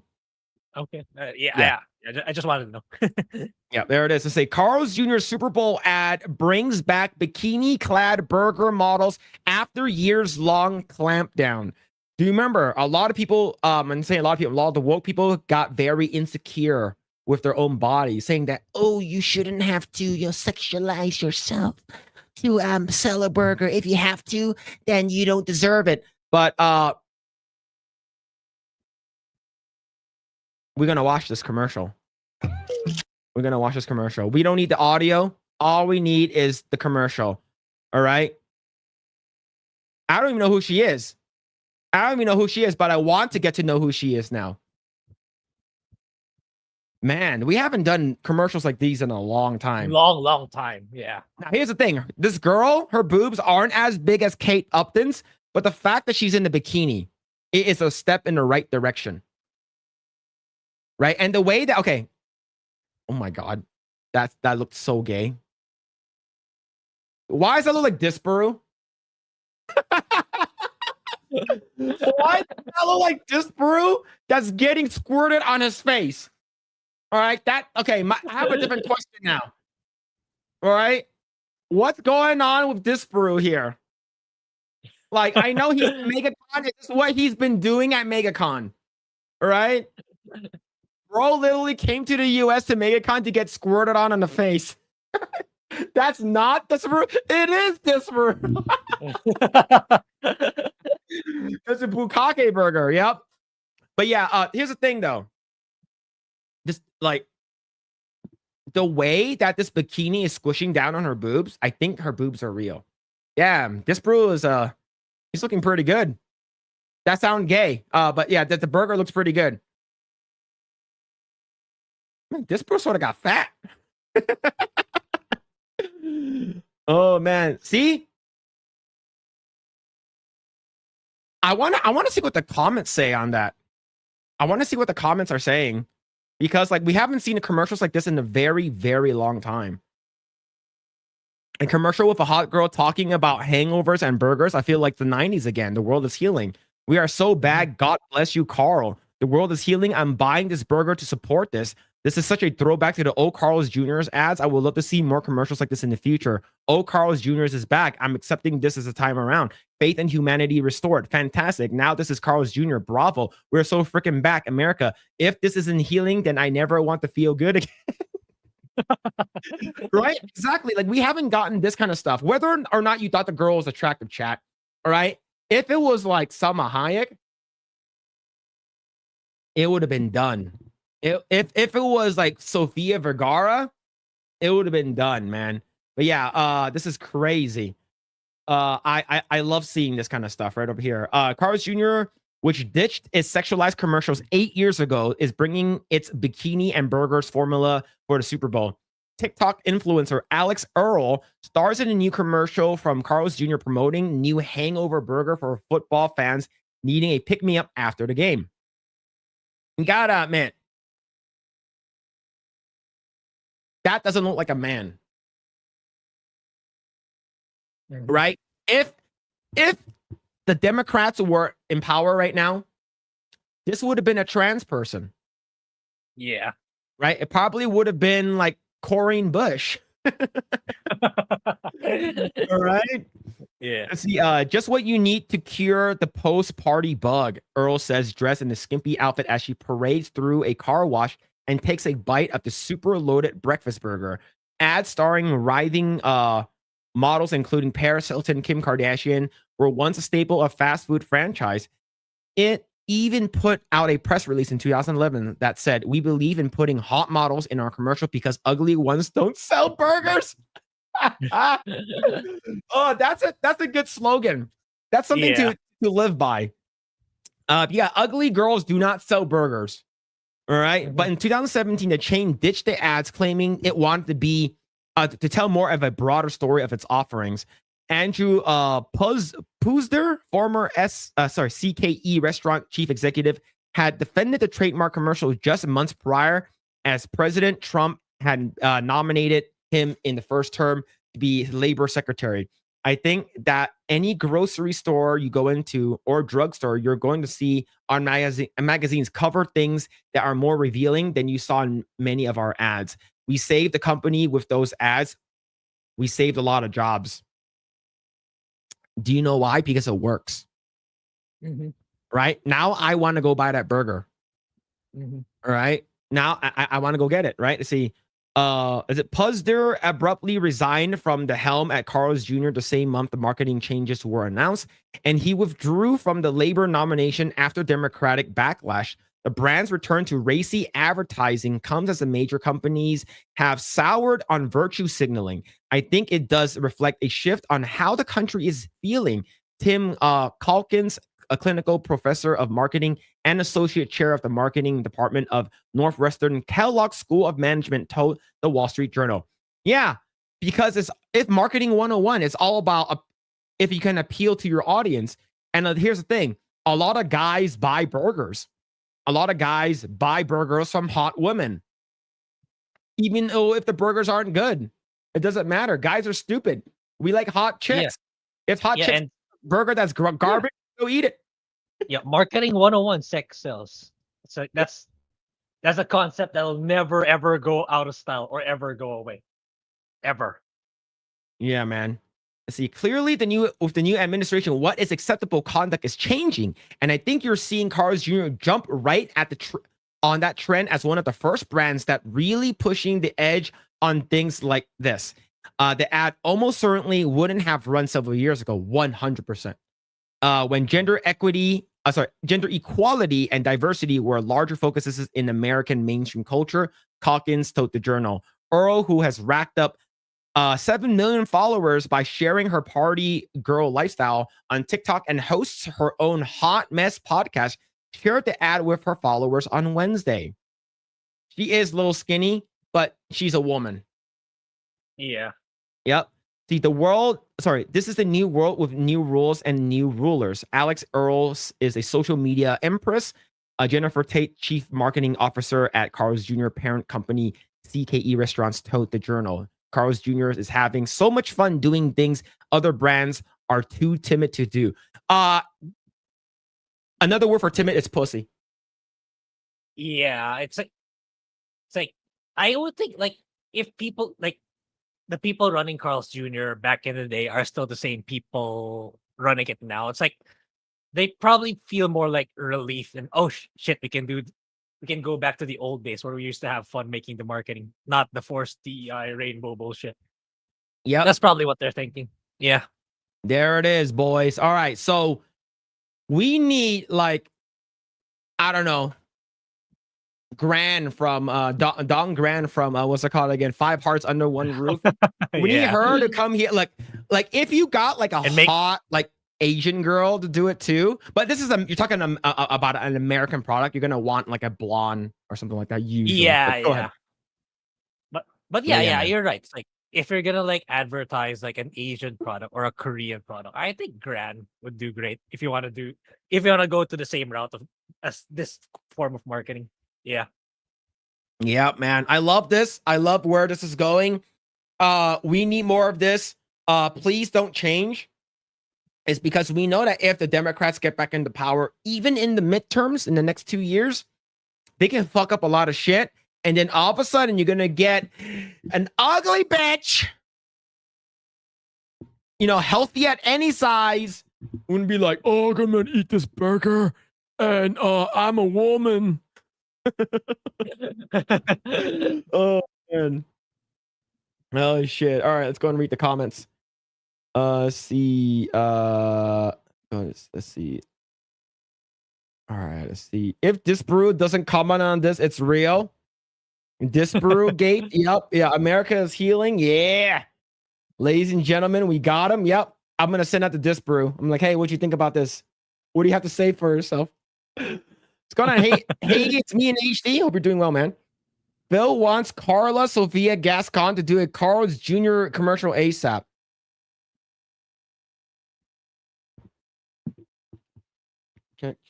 Mods, can we ban this guy? Can we ban him? Can we ban him? All right. All right. Here's the thing. No, I'm not gonna say it. No. Not gonna say it. Never mind. I'm shocked that Groomer Fist finally came out of hiding in the Stream Sniper Elite 4. What? Oh, yeah, I never got a chance to watch the side scroller stream yet. How'd that go? It went good. It went good. It was just me. It was just me and Craig and Blabs. Blabs. Yeah. Okay. Yeah. So it's like most of these topics is like half of it. It's like they covered it. So that's the reason why I wanted to bring it up. Like I wanted to see what you guys were thinking about it. Okay. Let's see. Trump and MAGA are bringing sexy back. Yes, they are. Oh, I'm actually gonna be on Side Scrollers on Tuesday. Again, okay. And nice. the reason why they wanted me to go back because someone mentioned Rush Hour, and they said that you need to bring Phillip and Flawed together so they can reenact Rush Hour. That's wild. Yeah. That's wild, man. It's like you want me just because I'm a Chinaman? Oh shit! All right, let's do it. I will make sure I will sell the Asianness. Phil, if you had the audio on, you would know about downloading the app to get a free burger. Oh, he's downloading it later. If I download it, if I download the app with the girl, will the girl show up? Will the girl come with the burger? Yeah, there should be an ad on her in the app to garner more sales. Yeah. I want one now. Yeah, I actually do want that. I want to try the burger. Man, the thing is I did get the Kate Hudson burger. I did actually get it. It worked on me. All right. Yeah, Maha, make America hot again. Yep, true. Grae, can you read this slander? Bill would eat a Bull's Milk burger if Blair White sold it. Oh man. Jesus. Jesus. Hunter says Carl's Jr. biscuits and gravy are to die for. Yeah, some of their food is actually really good. It's gotten more expensive though. That's the thing. Man, I'll pay attention when they have a busty brunette with chicken tenders. Imagine it had Kate Dennings. You know who that is, right, Grae? Not Kate. I don't Kat think so. Dennings. I don't think so. Did you watch Thor? The original first one? Thor. Yeah. Yeah. You know the girl with the glasses? The nerd, the other girl that's not the main girl, but the other girl I have don't to make seem to remember. I have to make sure because like she does have like some fappening photos, so I have to make sure that like I don't pull those up. Kat Dennings, unblurred. The thing is that she did get a breast reduction surgery though. That's the unfortunate thing. But her boobs are still pretty massive. I'm trying to look for a good picture here. Just let's see. The thing is, if I put in like Kat Dennings boobs, it's like immediately her fappening photos will pop up. So I don't want to see that. All right. I guess I have to do it. That is definitely a fake photo for 100% fake. All right. All right. I think this is a good photo to bring up. Okay. So this is a Reddit photo right over here. So this is this girl right over here. She's the same girl from all four of those. Yep. Yeah. Did I forget Natalie Portman's name? I did. Natalie Portperson. I completely forgot her name. Right. So that's her. She was in Thor. She's not Natalie Portman, but the other girl. Why? I don't remember. Because her boobs weren't there. Maybe. Yeah, probably. That's the real thing. Is because her boobs weren't there. All right. I'll leave this up. I'll leave this up. This is important. All right. For people who are saying that it's not important, you got to be gay. It's okay to be gay. All right. It's okay to be gay. Let's see. It's a start. Hopefully, in the next 4 years, the boobs will be bigger. Booty shots wouldn't hurt it either. True. I've never been inclined to buy something because the sexy girls are used to advertise stuff. That sounds like a gay a gay boy would say. It sounds like a gay boy. The US seems to be healing, but we still have a bunch of radical wokies being very loud. Yep. The loud minority. So can we get a Trump press conference at Carl's Jr.? We already had a campaign photo up at McDonald's, but Trump likes McDonald's more. Oh yeah, he still eats that every day, right? Yeah, he still does. Let's see. Fuck that. We need more diversity in our hot American women. Yeah, we need more like big booty Latinas. Let's see, if Dems get back in office, expect a Carl's Jr. ad with Megan Rap. Nope, I don't want that. Don Gurdan could sell a bulgogi burger. That would be fucking amazing. Yeah. Oh, man, bulgogi burger actually sounds good. Dude, am I late or early? You are, I would say late because we started at 6. Yeah, but yeah, I think it's because probably we didn't really say that. Well, we didn't really push that we're gonna start. We're gonna go live a day earlier. Yeah, see, that man is a philosopher, true and real. She told everyone what was on the burger if you had the audio on. I don't need to hear her voice, okay? She's not there. She's not there to talk to me. She's there to look good for me, all right? Phil at least is not a Chris Chan burger. That's crazy, man. That's crazy. What's gonna be, man? Hope you're doing well, man. The Kat Dennings is a top-heavy dime piece. Absolutely. Absolutely. She was in she was also in Two Broke Girls. Yeah, that's a show I didn't watch. I know she was in it. I just never watched it. She's in that new show with Tim Allen, Switching Gears. Don't remember. Never watched that. Kat could sell the chicken and waffles basket from DQ. Look, Kat could sell anything, and when people will buy it. She'd be a great Carl's Jr. girl. Absolutely. I'm surprised Josie Moran and Stacy Keebler weren't in any of the old Carl's Jr. commercials. What was Tori Wilson a part of it? I think Tori Wilson might be.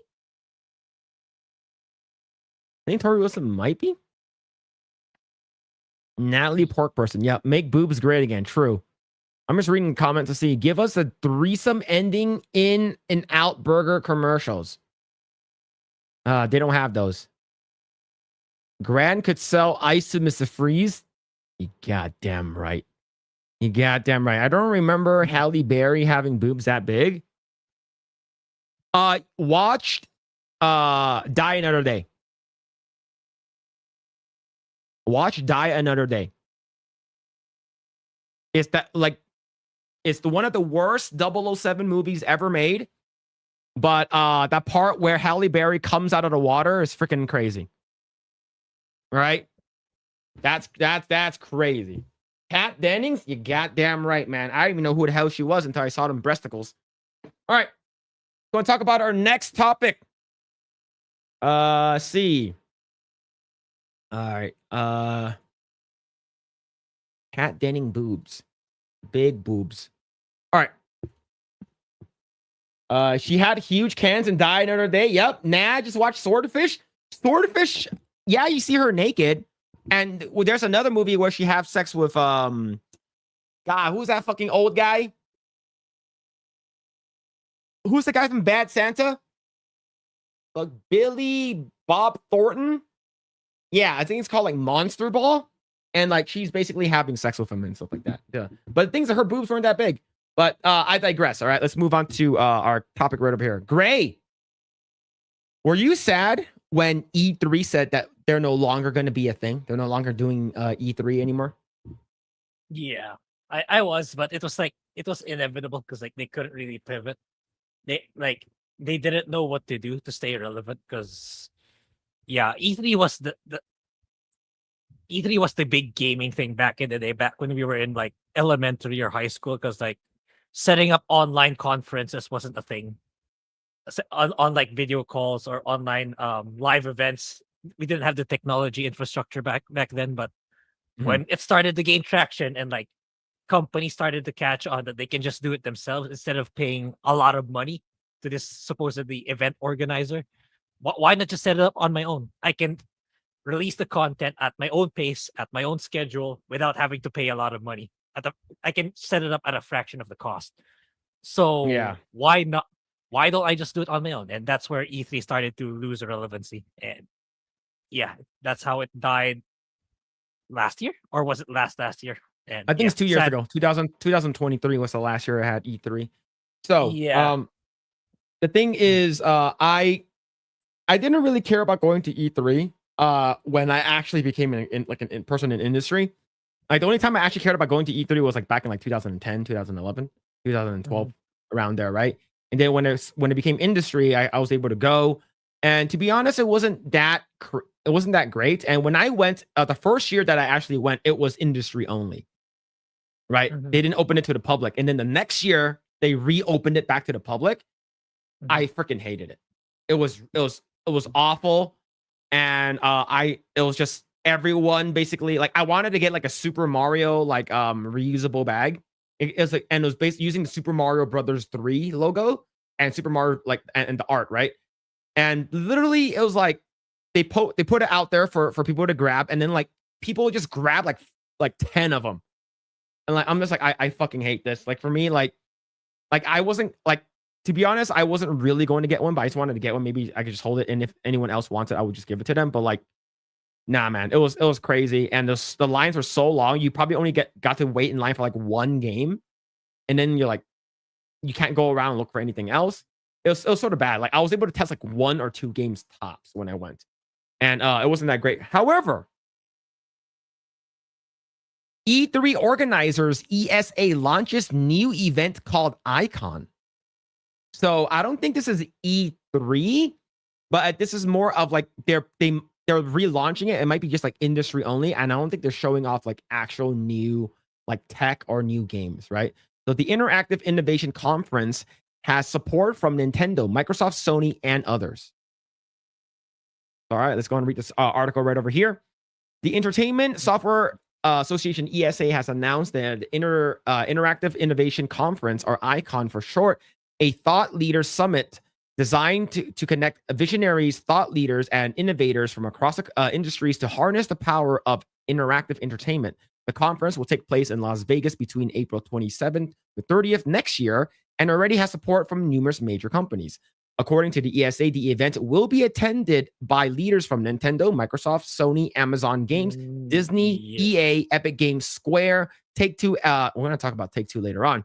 Ubisoft, Warner Brothers Games, amongst others. The ESA says the event will be an opportunity for attendees to gain exclusive access to visionary keynotes, engaging discussions and workshops, and elite networking opportunities with executives shaping the future of entertainment business and technology, as well as video game companies. The aim is to include also the game aim is to also include representatives from other industries such as film, TV, music, sports, healthcare. This one's a weird one. Education and finance. Yeah, that feels out of place. E- Even healthcare, in my opinion, shouldn't be there. Yeah. Let's see. Yeah, Uh, that should be. I think this is more like it's not anymore like the mass market, like the later half of E3. It's more like curated for professionals in the yeah. space, which for me Yeah, is I a good believe thing. so. Yeah, I think they should be pushing for that. It's just like going mass market. That way they can like control their costs at the same time, make their. I don't know if they're gonna broadcast these events or they're gonna upload what transpired online, but I think it's Mhm. for the better. Keep it more curated and keeping your costs down. Yeah, Yeah. good luck to them then. Yeah, yeah, Yeah. I agree with you. Just like Yeah. healthcare and education, finance. I think they're trying to overreach when it comes to like the genres they'll be covering. I think it's just like Mhm. with just TV, video games, music, and sports. I think that's good enough. Yeah. Let's see. In an attempt to find ways for interactive media and these other sectors covered. So this is their official X thing. This is the first summit. Of course, looks like it's covering next year. It's the first time.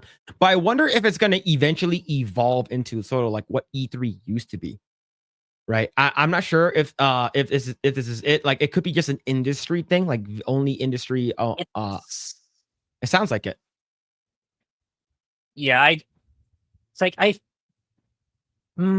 I wouldn't want them to go to be like an E3 again, because for me, in my opinion, it's gonna end up like it's gonna decline again if they decide to go mass market or consumer, focus on Yeah. the consumer. That's what I feel. I think they should just keep it curated and focused. Yeah. I think it should. To be honest, I think E3 might still have been a thing if a couple things didn't happen. Being so freaking expensive. Like it's not just for people to go, but for people who want to showcase their stuff, people who wants like a booth there, right? It's like super expensive to be there. And another Yeah. thing was I think making it public was a huge mistake. Yeah. Yeah, think like so. I know a lot of people who are like, oh, but it's because I understand it's like, oh, you have to be industry in order to get into E3. That's sort of stupid. Like that's what CES is. Yeah, but look what happened, right? I know in the later stages of E3, it's like I know like Angry Joe's like you can only you really have to plan out where you want to go, because like Mhm. you can only afford to go to 1 to 3 booths max, because you're gonna spend the whole day waiting in line. So Yep. where's the fun in that? And you're paying so much Yeah. money just to get in. Like, yeah, that's what ultimately killed it, in my opinion. Yeah. Let's see. The ESA and its members companies are among the innovators and leaders shaping the future of culture, business, and human connection. ESA chairman and the board, Doug Bowser, you know who that is, said in statement, it's natural for a role for ESA to host and support an event that fosters an open exchange for new ideas with our peer industry leaders. Icon is bringing together change makers from across the industries to envision how the strengths of the interactive entertainment industry can break entirely new ground. While the ESA previously organized E3 every year, Icon doesn't appear to be an attempt to replace it. Attendance by invitation only, and event appears focused more on networking and brainstorming than opportunity to announce new products, which is good in my opinion. I think with the what's it called again, the summer showcases, the Game Awards, given the fact that it's like extremely expensive and it's sort of more of a circle jerk, or like Nintendo stuff, like Sony stuff, Xbox stuff. Like I think just doing their own stuff, it's free, right? Showing it on YouTube, and then you have like streamers react to it. I think that's moving forward will be the best thing. And I think COVID really did a huge number on E3, like a big number. Let's see. And online E3 was held. There was an online E3. Yeah, that was the last one. That was the final one. But again, That's that was wild. like, those were E3 was pretty much dead already by that time. It wasn't. They weren't that good anymore. And I wasn't. I was hardly excited anymore for the final years of E3. I used to be really excited for those, but now, or Yeah. at least during the final years of it, nah, I'll just see what's the new announcements by the time I wake up. I'm not gonna wait Yeah. for it anymore. Yes, Summer's Game Fest right over there. I see the subsequent cancellations in 2022 and 2023 with the introduction of Summer Games Fest in 2020 as viable competitor led to his eventual demise. And of course, Summer Games Fest is hosted by Jeff Keighley. So it's a wild, man. But yeah, if that's the case, then it's just like a networking experience, then like it's not going to be somewhere where they're going to distribute stuff or host stuff. But the thing is that I guarantee you they're going to have investors there. And investors are going to be looking at what stuff are you coming out with, right? And then that they might show some stuff. I just hope it doesn't evolve into what E3 used to be. That's it. For me though, I feel like that's gonna inevitably happen as long as there's financial big corps financing it. That's always good. Like there's no system wherein like you can circumvent the cash inflow of these large corpos. At least that's what I think. Yeah. All right. Let's see. Nice, great big boobies. True. That's all I care about. Did the Gamergate crowd and woke journals ruin E3? No, E3 ruined itself for being too fucking expensive. It was really, really expensive. I remember the last year I went, Sony wasn't even there. Yeah, the value proposition wasn't there. It's just too expensive, and the companies themselves can just set it up on their own without having to pay anyone. Yeah, I say E3 was when you get all the new video game trailers. Yeah. Yep. Yeah. And but the thing is that now, like, you don't have to do that. Like, they can just release it on their own accord. On Like, their own. Yeah, exactly. yeah, see, Booth Babes. There was Booth Babes. I mentioned this on my own stream. There was Booth Babes when the second to last time I went, which was in 2018 when I went. They had Booth Babes. No, 2019. But they didn't say they were Booth Babes. They said something else. But like they were in like short shorts. They're giving out free drinks. When I say drinks, like energy drinks and stuff like that. E3 was cool before 2006. Yeah.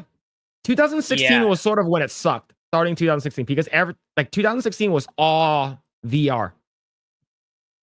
It was awful. Okay. It was freaking awful. It was just, man, geez. Yeah, that was the time when VR was so heavily pushed. Like it's the future and stuff, but nah. Yeah. Yeah, it's called E4. Yeah, the Elite 4. All big three removing themselves from E3 was like when all the companies put their chips in streaming gamble. Yeah. Absolutely. Let's see. Wouldn't the jacking and the phallus game controllers be classified as health and wellness?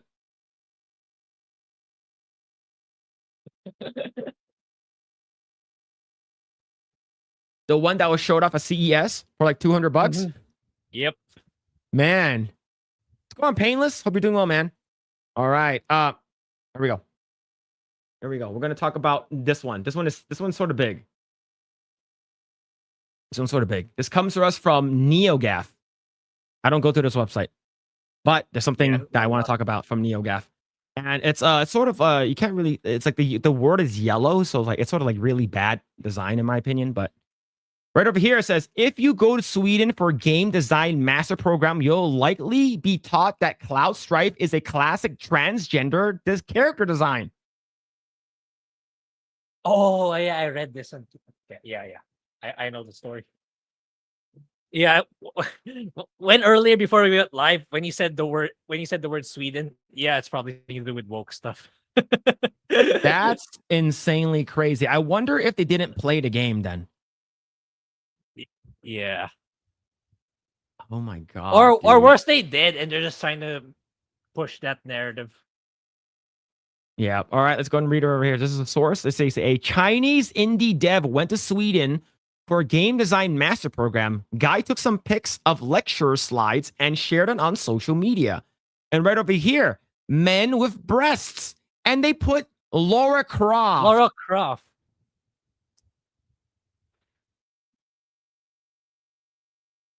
I didn't know Lara Croft was a man.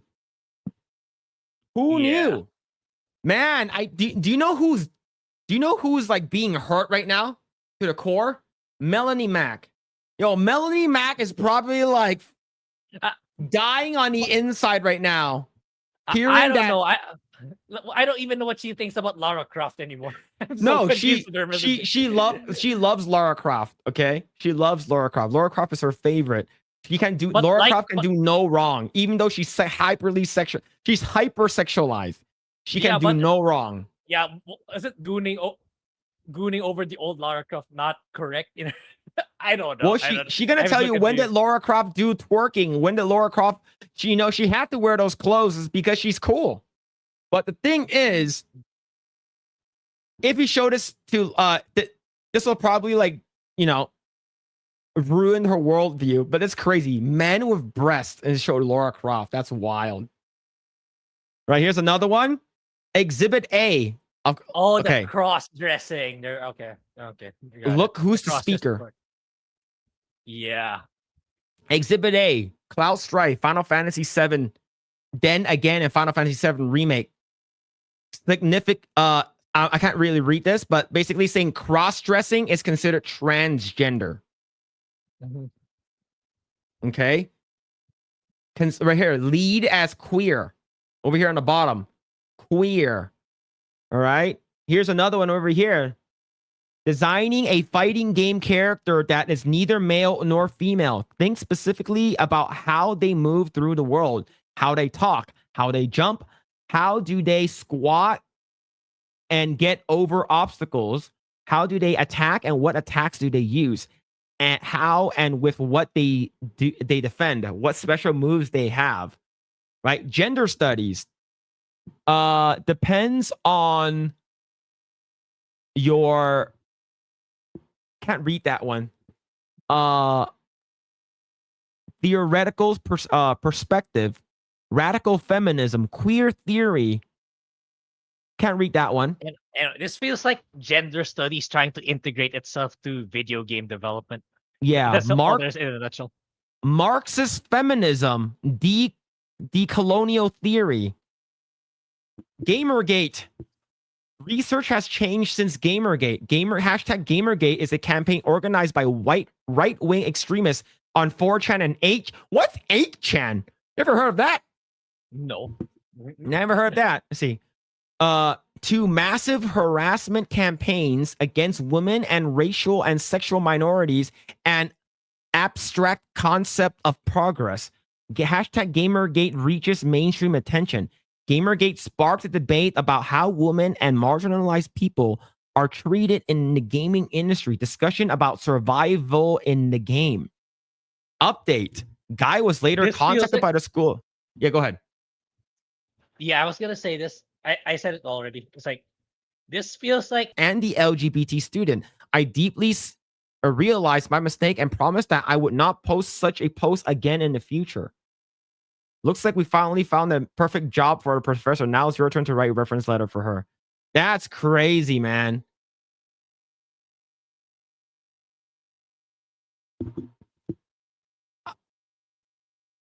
How do you feel? How do you think that this is Oh yeah, he released it on a Chinese website. Tai Ba Bai Bu. oh, I wonder what people say. Oh yeah, it's in also Chinese. too. Yeah. Oh. Wow, there's more.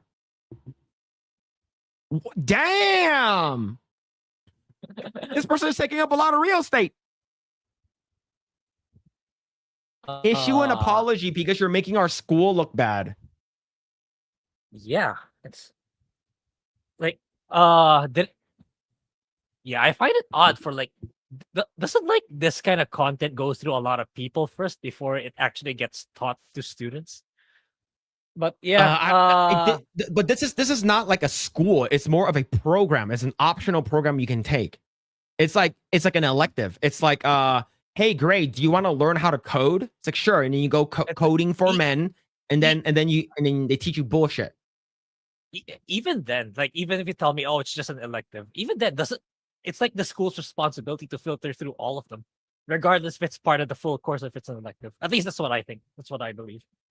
But yeah, it's whoever set this up or whatever his or her /her name is, like you're way too late. Like the world's on a manhunt to eliminate DEI. It's far too late for that. So yeah, good luck Yeah. to you. Like, I don't think, why would they have Chinese? I don't think it's Chinese. I think this is in English, but they posted in basically They- did a translation for it in Chinese. Translator, yeah, they probably did a translator. Yeah. Yeah, because if you look at the original image, you can tell it's actually a part of it. Right? If you look at the original image, it's right over here. This looks like it's written over here, but like over here, you can tell like it's like they use some kind of translator for it. Yeah. That's wild, man. This is yeah. See, now they're doing it in the down low. Hey, don't tell people it's gonna make the school look bad. Good. Get the shit out of here. Get that shit out of here. Holy crap, man. Yeah. That's wild, man. Let's see. John the Beard with the 5. Thank you. Anita Sarkeesian literally spread her legs for Neil Druckmann. He has a video saying as such. He changed The Last of Us 2 for her. It's on camera. Yeah, I believe that. Yeah, it was for her. If she actually did that, I wonder if is her pussy that good? Oh shit, man, that's crazy. Yo, thank you, John the Beard, for the 5, man. Thank you. I think you sent it twice by accident. I'm not sure. I see it twice. Hope. Let me know if that's a mistake. All right. Let's see. The robot bus is for both physical and mental health. Just not good mental or physical health. What school is this? Yeah, it's basically a school for special people. No, it's basically a school for it's a game design master program that's in Sweden, and that's insane, man. Yeah, it's like Yeah, so- I have this stereotype now. If like Phil mentions something, oh, something's going on in this particular EU country, it's probably something. It's probably something woke. Someone resurrect the Vikings and teach their descendants a lessons, please. Yeah, kind of wish she would die on the outside too. Die on the inside and in the outside. That looks like Legends Lara Croft, which wasn't too bad a model. Yeah, that one looks good. The boobs actually look big. Yeah, but Melanie Mack why is name it sad. man with breasts. Man with You're breasts. really pushing it hard. Yeah, I say these people probably the same ones upset that Bayonetta isn't LGBT, whatever. Yep. They're absolutely upset that Bayonetta is not part of the LGBT community. Let's see. Oh, and don't forget they took out the transgender scenes from Crocodile Dundee. Is that a movie? Yes. It is. A Crocodile. I believe Crocodile Dundee just got remastered on DVD or no, on Blu-ray, I believe. This could be out of context. I don't know. This could be a CCP psyop. That'd be hilarious if it is. Is the stream freezing? I don't think so. Yeah, maybe a little bit in terms of internet connection, but that's it. Yeah, let's see. How would the school even find this? I think it's sort of like it's like internal thing only. So let's say my company, when I started there, when I first started working at my company, they didn't have any females working in the office. I thought it was just a male only, right? A male only. But the thing was that I found out that all the girls were in Denmark, and they're doing this thing called Women in Games, and they're basically doing like a workshop and like how to like raise women's voices in video games and stuff like that. So this is probably for like, it's the same thing. It's like, oh, it's like internally shared throughout the internally in the video game industry. It's like, hey, there is this game design master class that you can take in Sweden, and it's all paid expense. Wouldn't you want to go? Right? You can go to Sweden for free, and you get to take a class and visit a country. Like a lot of people would take that advantage because a lot of people have probably never been able to go there. Yeah, Those- and like you wouldn't think that these things would be part of the program, these DEI stuff. Like if you have zero awareness, like you're not into YouTube like us, right? Watching YouTube videos, getting the latest news. You think, oh, a game development program in Sweden. Like you would good chance you would get it if you can afford it or if you have the means to do it. Yeah. And the thing is that these classes are probably expensive. It's probably like $5,000, $8,000 if they were to charge people for it.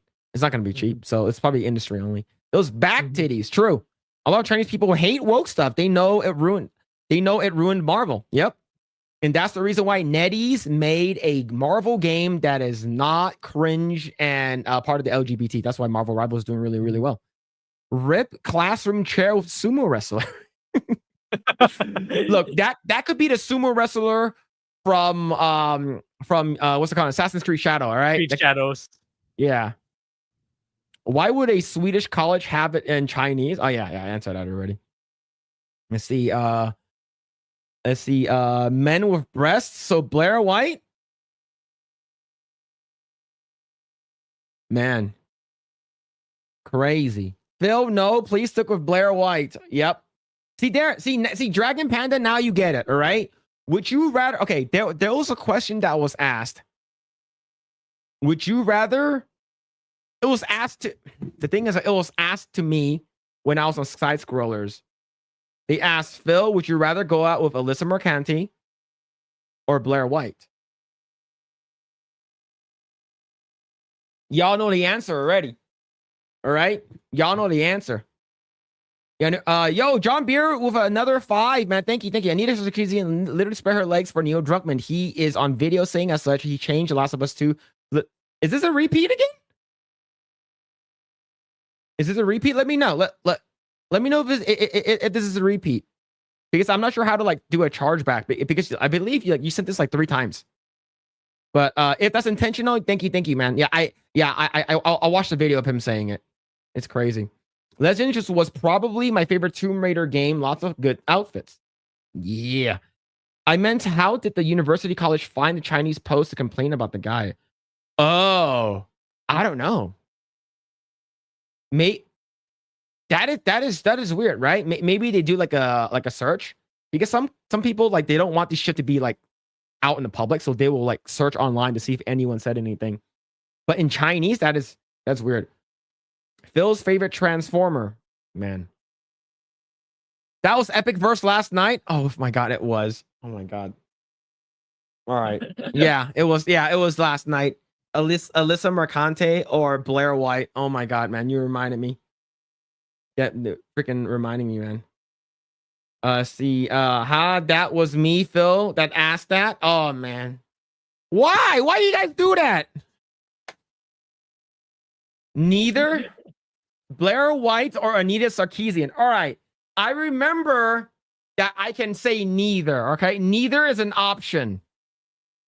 So I will say neither. All right. There we go. Neither. All right. But if I have to choose, you guys already know the answer.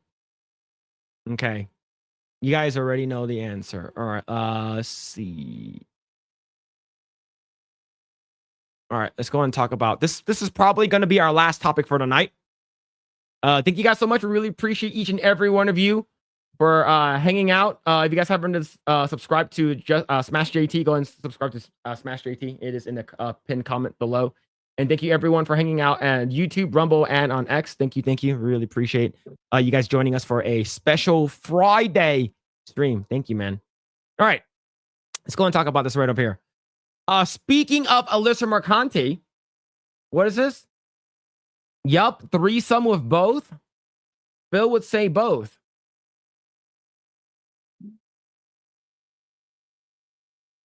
Sarkeesian is not a bad-looking but horrible person. Phil wants Blair White to be the big spoon. All right, I want to talk about that again. All right, speaking of Alyssa Mercante, this comes to us from Kotaku. 2K Games fires studio head Michael Condrey after disappointing Project Ethos reveal. Grae, have you seen Project Ethos? No, I only found out about the game. When was it first revealed? It was like last year. I have no idea about this game. So basically, I believe it is a looter shooter, like and then you're supposed to like rescue them. Like it's like a looter shooter, and then they rescue you and stuff like that. but it's basically in a short, it's Concord 2.0. Okay. Yeah, that's how Endymion described it also in his video. Yeah, But yeah, it's- apparently, yeah, the guy got fired. The director got fired because of the overwhelmingly negative reception. But is it still Yes. ongoing? Is the game still ongoing, or did they can the game? I just know that it didn't do good. I'm not sure, to be honest with you. But the thing is, I didn't even know this game existed until like looking at some research today. Right, 2K Yeah. Games has fired 31st Union President Michael Condrey after studio's long-awaited online multiplayer game Project Ethos was revealed last fall to little fanfare or apparent player interest, according to two sources familiar with the studio. The project's fate is now unclear, although 2K, which is publishing Borderlands 4 and Mafia: The Old Country later this year, says it remains very committed to the Project Ethos and the studio behind it. I believe it's probably still going. Is it on Steam? Let me check. Oh. Project Ethos.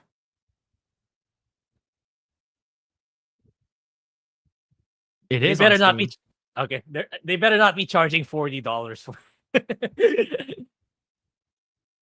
Okay, so it looks like I don't think it's live anymore. Right? So over here, let me bring it up. So I believe Twitch stats. This is the Twitch stats. It got 92,000. I'm not sure if this is live, but like this is only I don't think it's a live game right now, but whatever it is, I can't find any more on it. Last record date was February 8th, which is tomorrow, which is UTC time. So I don't know if this game is still alive. But the reason why I want to talk about that is because like they let go of the studio head, which is really weird, right? But if you actually go into 31st Union, you're like, what is 31st Union? I don't know what that is, right? So I'm in their website right now, 31st Union, and if you go down, it says right up here, who we are. With locations in San Francisco Bay and Valencia, Spain, 31st Union is a studio formed with a common purpose of crafting highly engaging entertainment and a commitment to putting players first. We are an association of game makers driven by passion for our art and inspired by a culture of inclusivity. I'm going to zoom in a little bit. Inclusivity. Okay. Players first and inclusivity are not supposed to be in the same paragraph. That's what I think. Man, there it is. You have to choose one, man. It can't be both. It cannot be both. Yeah, and to build games that thrill players everywhere, we cherish our studio independence from autonomy and value collaborative support and incredible perks of Take-Two Interactive, one of the world's leading interactive entertainment companies. From the beginning, we have been different kind of team, grounded in our values to inspire and nurture the spirit of development and create an environment for us to do the best work for our careers. Every day, every developer and every action is in service of reaching our true potential and bringing our shared vision to life. Now, if you actually go to Take-Two games, this is Take-Two right over here. This is Take-Two. And Take-Two, what do they work on? They basically work on stuff with Rockstar, 2K, and Zynga. And but the thing is, I want to see some of their stuff. Right over here. You see that right over here? What does it say on the top, Grae? Diversity statement. Yeah. Oh, Take-Two diversity mean? statement. Take-Two's most important asset is our people. We firmly believe that more diverse teams are more valuable and effective. Diversity is key to our success. We are committed to enhancing diversity at Take-Two and throughout our industry. Take-Two strives to provide an inclusive workspace in which everyone feels respected, heard, and safe. Take-Two's culture and compassion and respect fosters a warm, welcoming environment for all qualified candidates and colleagues. Development opportunities are individually tailored, and all decisions regarding hiring, career progression, and compensations are based on qualification, work ethic, and job performance. Bullshit. It's all about the DEI. All right. Mhm. If you don't have DEI, what are you doing? Right. Takes-Two commitment to inclusion extends beyond the workplace to the ways in which we support our communities and customers. Examples include working together on company sponsor service projects in the communities in which we operate, encouraging individual volunteerism and giving through our philanthropic and matching donations program, providing financial and other support to organizations working to eradicate social and racial injustice, as well as providing educational, athletic, and other opportunities to undeserved communities. So basically, people who were oppressed, right? Basically, they're not trying to say oppressed people, but oppressed community. Yeah, I'm reading them up on Wikipedia. It's like this studio, 31st Union. This feels like 2K opened them up so that they can be more black rockable or state streetable. Oh, come on, give your DEI funds to us. We have a super woke studio. This is what it feels like to me reading their studio description, because like they've been around since 2019. Then on 20, like it was first named 2K Silicon Valley. Then on 2020, that's when they changed name to 31st Union. So this feels like like DEI on overdrive, so that they can get that DEI money. That's why, hence why their branding's like that. Yeah. Well, anyway, yeah. I don't think they're gonna produce any good games out of this.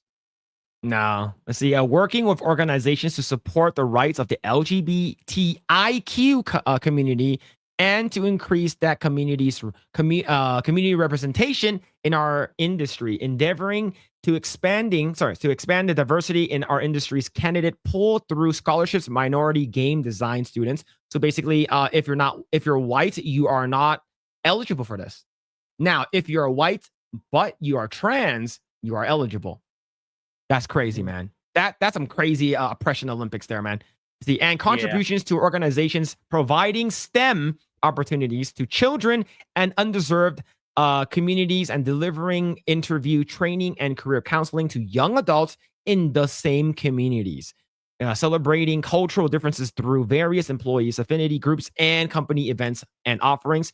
Training employees to recognize and report through clear lines of communication any signs of harassment, discrimination, retaliation, or other inappropriate behaviors in the workplace through our robust compliance training program, code of business conduct, and other internal policies. These efforts and more contributed to Take-Two being named one of Wall Street Journal's best managed U.S. companies in 2018, included among EM360's top 10 companies with the best employee-employer relationship in 2019, and listed on Fortune's Great Places to Work list in 2019 and Best Places to Work in NYC list in 2020. Take-Two strives to be the most creative, innovative, and efficient company in the entertainment industry. Our ability to achieve these goals depend on having our strong, diverse colleagues with broad array of experiences. Yeah. That ain't gonna work out. Yeah, you know what this reminds me of after you reading this entire thing? This is like Take-Two's equivalent of the same studio by Bandai Namco, the one that made Awakening 9. This feels like their version of that. It's full of they haven't even made a single game, right? That hasn't been released in the market. Am I wrong? Apart from Project Ethos. I think that's the only thing I've heard of from them. Yeah, it's like this feels like what if ever Project Ethos makes it to market, they're gonna be like Reflector Entertainment. It's gonna be like 31st Union, that's our only game, Project Ethos. Yeah, this is like Unknown 9 2.0. That's what's gonna happen if they don't like. If I were Take-Two, it's like I would just shut this down. It's like, why like even bother going through the process of losing money? Just shut them down already. Yeah, but the thing is that what makes matters worse is because of a lot of these games, when they don't do well, they usually blame it on something else. They blame it on Project Ethos isn't doing well, so we're gonna fire the studio head. Oh, this game isn't doing well. We're gonna blame it on the fans. We're gonna blame it on people who are review bombing, or better yet, Dragon Age the Veilguard isn't doing so good is because it's it would have sold better if it was a live service game. They can't use that excuse in Project Ethos because it is. It is a live. Yeah, even if your game sucks, it sucks, all right? Just you blame the studio, blame your own studio heads. This is wild, man. Players increasingly seek shared world features and deeper engagement. No, Dragon Age the Veilguard just suck monkey dicks. Yeah, That's why I it. couldn't bring my. I'm playing the game super slow. It's super boring. It's incredibly boring to play. Like I'm not even listening to the dialogue. I just open up a YouTube channel listening to the latest news while playing Dragon Age the Veilguard. That's how boring it is. Like if it's like a game that's super story heavy, I tend to just focus on the game. But if it's like I'm not really playing the game for the story, just for the gameplay. I tend to open up a YouTube video while listening to the video while playing the game. That's what I'm doing for Dragon Age the Veilguard, which is supposed to be a story heavy game. Yeah. See, the thing is that like if the studio would be like, yo, we understand that we released a bad game, or like, oh, the game wasn't okay. How I would have worded it was like, we didn't release the game to the standards of what the fans wanted, right? And with that, we're gonna try to make a better game moving forward. Like the thing is that they will never have that hubris. No, they think that their dicks are too big, but the thing is, like I mentioned it before on my own stream, it's basically they think that the head's too big, but the shaft is too small. There's nothing else to hold the head, right? The shaft is way too thin and way too small, so the head just basically falls over. And that's what happened with a lot of these companies that think that their game is so good is because they have the history, right? If you talk about EA right over here, because they have a long history of like making a lot of good games, and now they're saying, oh, the game are it doesn't matter now. Like people are just gonna buy the game and they're gonna enjoy it. And if the game doesn't do well, it's not our fault. They're always gonna blame the fans. Yeah, but what I am surprised the most though with EA's performance is the decline in their sports games. So I wasn't expecting that because like usually they just buy it up and the profits are going to be even higher. But it's a decline this time, even for the sports games. So that's something new. Maybe there's hope for the sports games genre. Okay, but I'm not hopeful. If we're talking about sports game, there are a couple of sports games that I want them to bring back. NFL, what's it called again? Blitz. They need to bring back Blitz. So NFL Blitz. They need to bring back SSX Tricky. Cool snowboarding game that you do crazy tricks. NBA Street. Bring all those games back. It'll be pretty cool, right? And then if you're talking about even games like Tony Hawk, like skateboarding game, I'm pretty sure there's a niche for it. Like I'm pretty sure people will play it. But the thing is that now there's just people like 2K, people like EA, like they're all they're doing is just putting the same game out like a year later, charging $70 for it, expecting people will buy it. It's sort of like Nintendo and Pokemon. Oh, Pokemon Scarlet Violet is garbage, but people will still buy it. It's because the hardcore fan base. But now with this one, with what's it called, Dragon Age the Veilguard, it's just like people are like, I'm done. I'm not gonna. I don't want to play this. Yeah, Like- imagine we wait. Well, I waited for like a long ass time for the next game, and this is what you come up with. Really sad. It's like it's the exact opposite of Dynasty Warriors. Like that long wait, that long hiatus ever since Dynasty Warriors 9, which is garbage. It really made a huge comeback. It's back to being relevant again. I'll be breaking down the details of that one by tomorrow. Yeah. The crazy thing is that the best sports games that we've got in the past several years were like Mario Sports and stuff.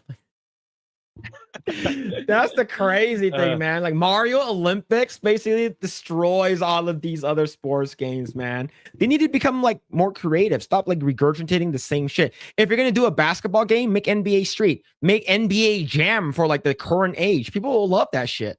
But nope. Yeah. They're like, oh, we know you guys like shit and you guys will eat it. Yep. All right, let's go ahead and read some comments. Yo, what's going on? 50 Shades of Grayson. What is happening, man? Let's see. Let's see. Are they shooting trans lasers? trying to see what context this is. Yes, they are trans lasers. Concord's ghost will forever be haunting the new DEI games. Yep, and that game was it's expensive, crazy. and a lot of Yeah, people are I've like, never- "Oh, you should feel bad for the people who got let go." I'm like, nope. No. If all of them were like that guy who went unhinged on X, yeah, no. Yeah. All right, let's continue reading. Let's see. I'm just gonna throw this out there. I think Alyssa Mercante just needs a firm male influence to correct her negative behavior. Thoughts, chat? All right. I agree. All right. Alyssa Mercante is not. She's not ugly. She's like mid. Right? I think her personality is what ruins everything. All right. Girl has a dump truck. I saw it. And I was like, I might consider it. And people were like, don't do it, man. Don't do it. You shouldn't do it. What are you doing? Right? But yeah, man, it's wild. It's I don't know, Grae, what do you think, man? Like, let's say she got she just need a good fucking, right? She just needs like the D, right? But the thing is though, like who would who would like, really want Alyssa Mercante when there's so many other much better women out there? That's the thing. That's the dilemma. But let's say if Alyssa Mercante became like based all of a sudden. Like she stopped like talking crazy shit and like all of a sudden like she's like, it's sort of like if Brie she does Larson, like the coming because Brie Larson recently came out and didn't didn't she say something about like, oh, I really don't care about those kind of stuff. It's like about like the whole like culture war and like, oh, the reason why your movie failed. Like she didn't want to talk about it. Mm-hmm. Like she can be fixed. Like Brie Larson she's pretty and she has some nice tits, right? Even though she got some really like freaking like Velociraptor talons, but like she's still good looking, right? I don't know, man. What do you think? But I do, but you have to be a saint to be willing to go through all that just for her. That's what I'm saying. It can happen, but yeah, that's my take. Like you have to the amount of effort and sacrifice you have to go through just to change a person that way. That's all right. I'm going to put a poll in the chat right now. Would you, if Alyssa Mercante wasn't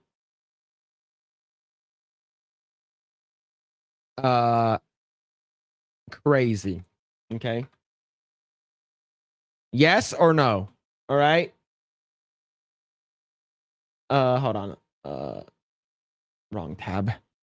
Yes or no? All right. Would you, if Alyssa Mercante wasn't crazy? All right. This basically means she was just a regular girl. She wasn't crazy. She didn't talk crazy, and like you and her sort of like are like on a mutual thing. Would you consider it? Yeah, that's holy shit. That's like a super majority no. All right, I'll leave that up. All right, but that is a very good engaging question, Chaz. Look at the picture is very inclusive. Absolutely. Right? Can you make a group shot bigger to see how many inclusive people they have? Oh shit, man. Probably zero. Probably zero. All of them are probably white. Let's see. Board management. Let's see. Do we have?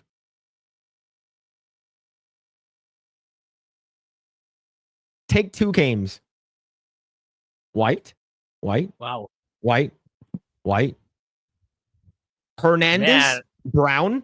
White. Moses.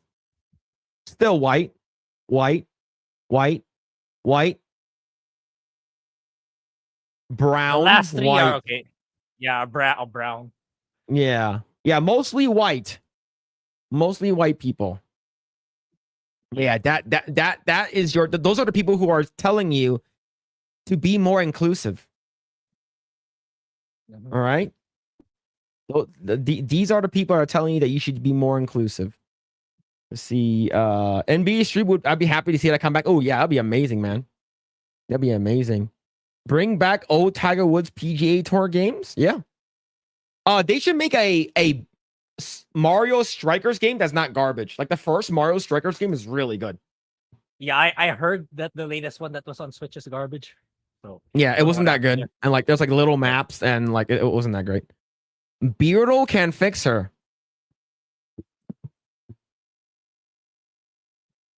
I can see it. I can see them being a couple. Oh shit. Yeah, Beardo's not coming back. Just... Yeah, Brie Larson is an actor. She is acting. That's true. He needs a makeover first, in my opinion. She. Yeah. As long as she kept quiet, then yes. I would, even if she's crazy. All right. That's okay. So right now, I'm going to end the poll. That's 66 to 33. 2/3. Yeah. Hey, see, there it is. It's not awful.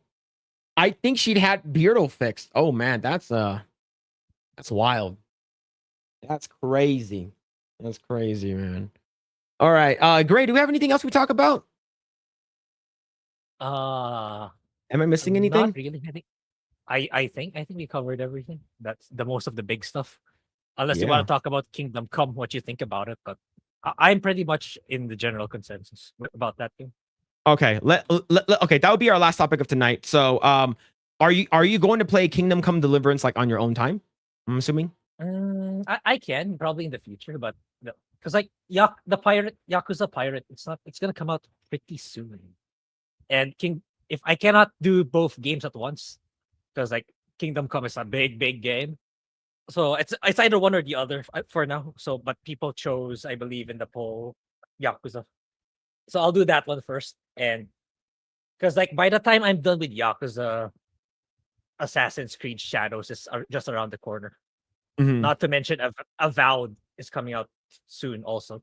So yeah, a lot of games. But overall, I kind of agree with most people where it sucks where there's suddenly a gay option for Henry, even though in the first game he wasn't.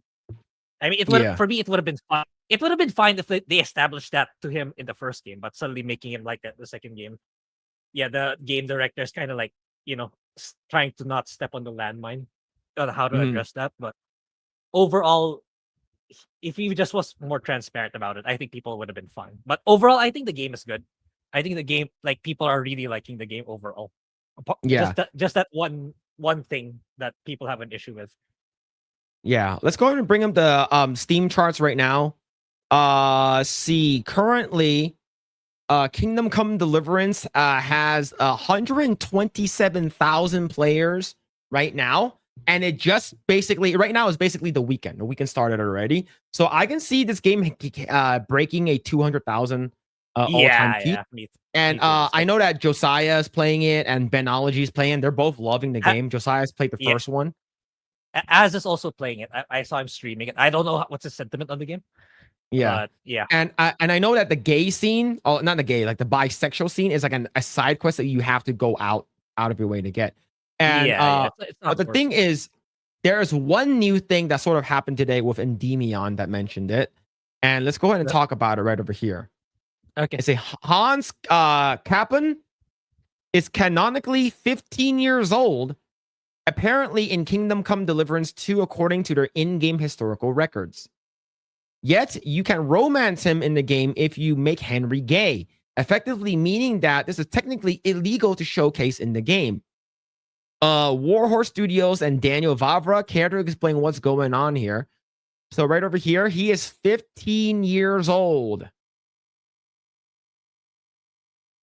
Okay. So does that mean that they're pushing pedophilic? Did Daniel tends to be very active on X? Did he reply to Endymion? Let's see. I don't think so. I don't think he has. No, okay. All right, so he follows up right over here. I know some people will say, but it's a medieval time, so 15 is okay. We all know if it's 15-year-old girl getting railed, people will be losing their minds about this. How old is Henry? What can I find online states that he's around 16 to 20 or more? No reliable info on this either way. What the F? Now, if Henry is 16, it's still sort of cringe because they're underage, but they have this before in like Last of Us 2, right? In the first game, like I have the first game. I played it a little bit, around between 5 to 8 hours. Henry doesn't come off as a teenager. He comes off as a young adult, in my opinion. Yeah, maybe I like could be 18 wrong. or 20, right? I could be wrong. I could be wrong, but that's what it comes across to me in the first game. All right, so Endymion shares this. It says, if you decide you want a love scene with Hans in Kingdom Come Deliverance 2, are you committing pedophilia because Hans is 15 years old? You cannot even make that stuff up. Daniel Vavra has responded to this. Imagine that women at the time were married at the age of 12 and had children. Also, they needed witnesses during first sex. He's not saying no. If you're aiming for historical accuracy, why you have no children in the game? Because they could be killed? Killing them is bad, but having sex with them is okay? It's fine. Okay, but so there are no children, but Capon is a child, and you seem kind of lost. So Capon is a only child in the game, and coincidentally, it is possible to have sex with him. You are lost when you design the game. So see, it looks like he confirmed it here. I'm not sure if this is like he's being sarcastic right over here, but if this is like, if I'm reading it just dead on, Capon is a child. Yeah, it's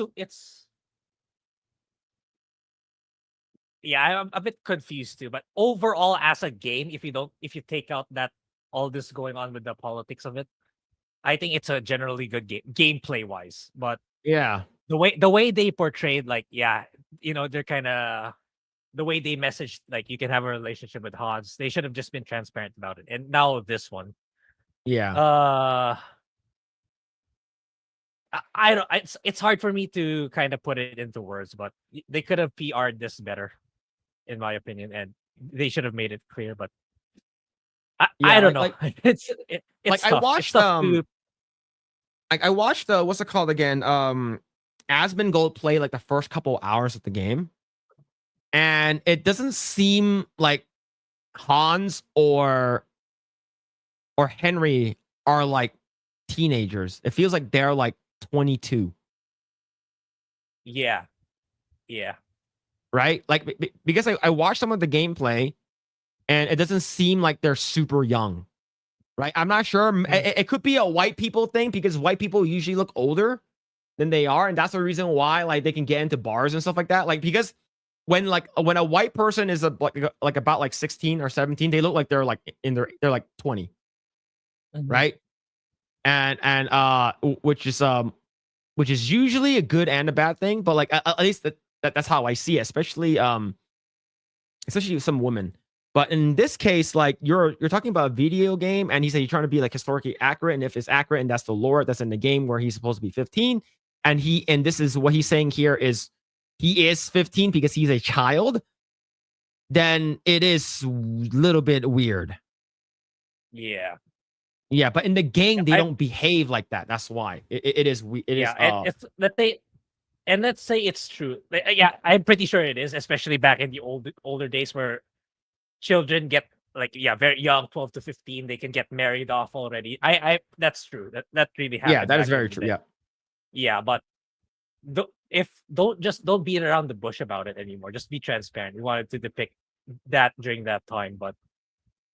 If Endymion says it's true where you cannot depict that by law, I do not know. I do not know if that's true or not, but yeah, they could get into trouble if that's the case. If there's really a law where, you cannot portray this part of the past in entertainment media. Yeah. It could be potentially be an issue for them.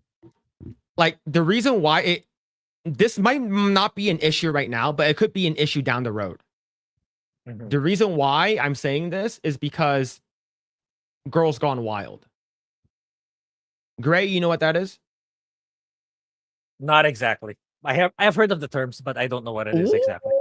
Grae is innocent. Girls Gone Wild is basically like you're sleeping in the middle of the night. you left your TV on, and all of a sudden you hear "Girls Going Wild" now coming out, college girls with big boobs, and you hear the steel drums, and you wake up and you look at the commercial and you're like, damn, those are nice titties, right? And it's basically guys with like cameras going to like college campuses or like bars, and then girls starts flashing them, right? But the thing is that like they were doing this for like years and years and years. And then they found out that some of the girls that were on there were underage. And this was like years later. The guy was sent to jail. Oh, okay. Yeah. Girls Gone Wild is completely shut down. The guy the guy who basically started Girls Gone Wild, he went to jail. Oof. So yeah. So the thing is that if something like that can happen years later, they might like just shelve this game. I'm not sure.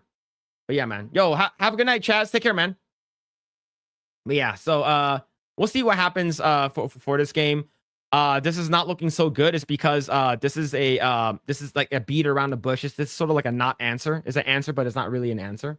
Yeah. He fled to Mexico and has been there for years. I remember they found they put his ass in jail. Let me double check. Okay, he did go to jail. Girls Gone Wild creator Joe Francis sentenced to 270 days in jail. 3 months after being convicted of false imprisonment and assault charges, GGW founder Joe Francis sentenced to jail. Superior Court.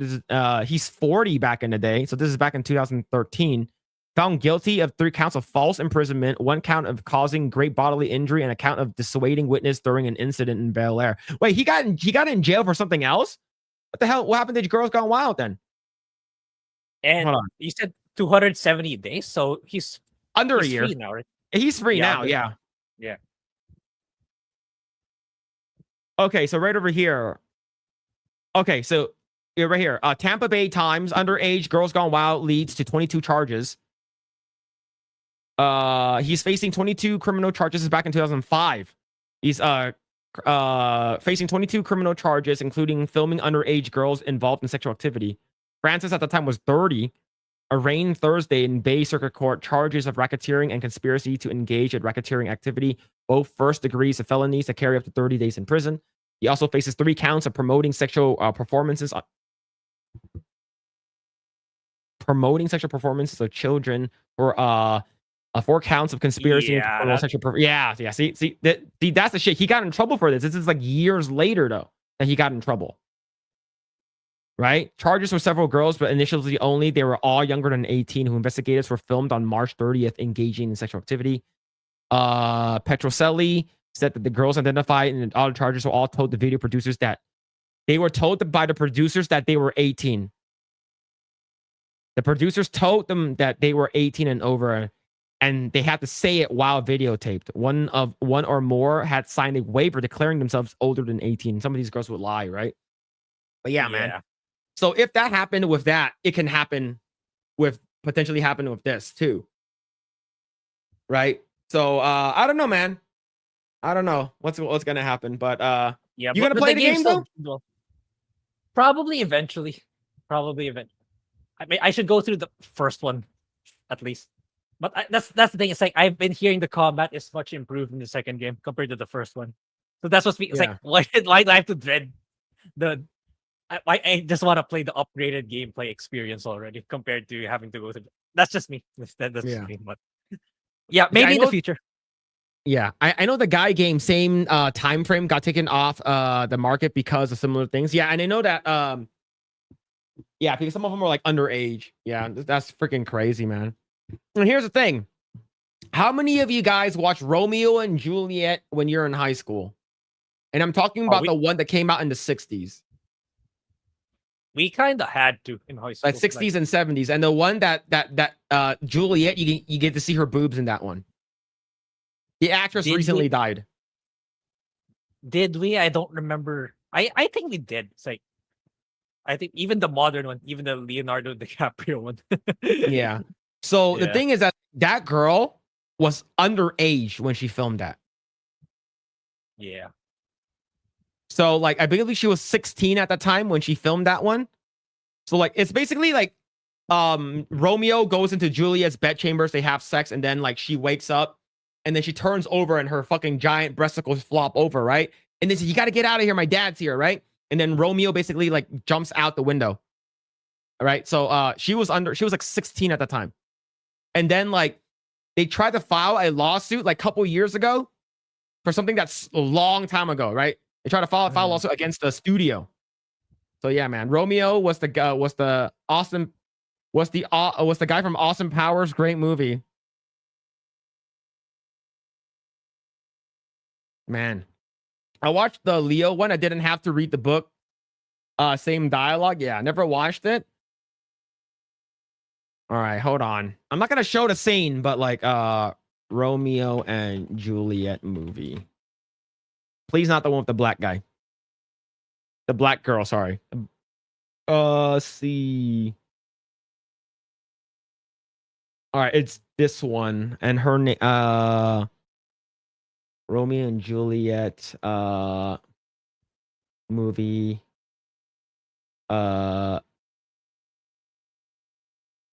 Oh, no, never mind. It's it's a film adaptation, best well known for the 1968, directed by Franco Zeffirelli. 1968. 1968. Let me see.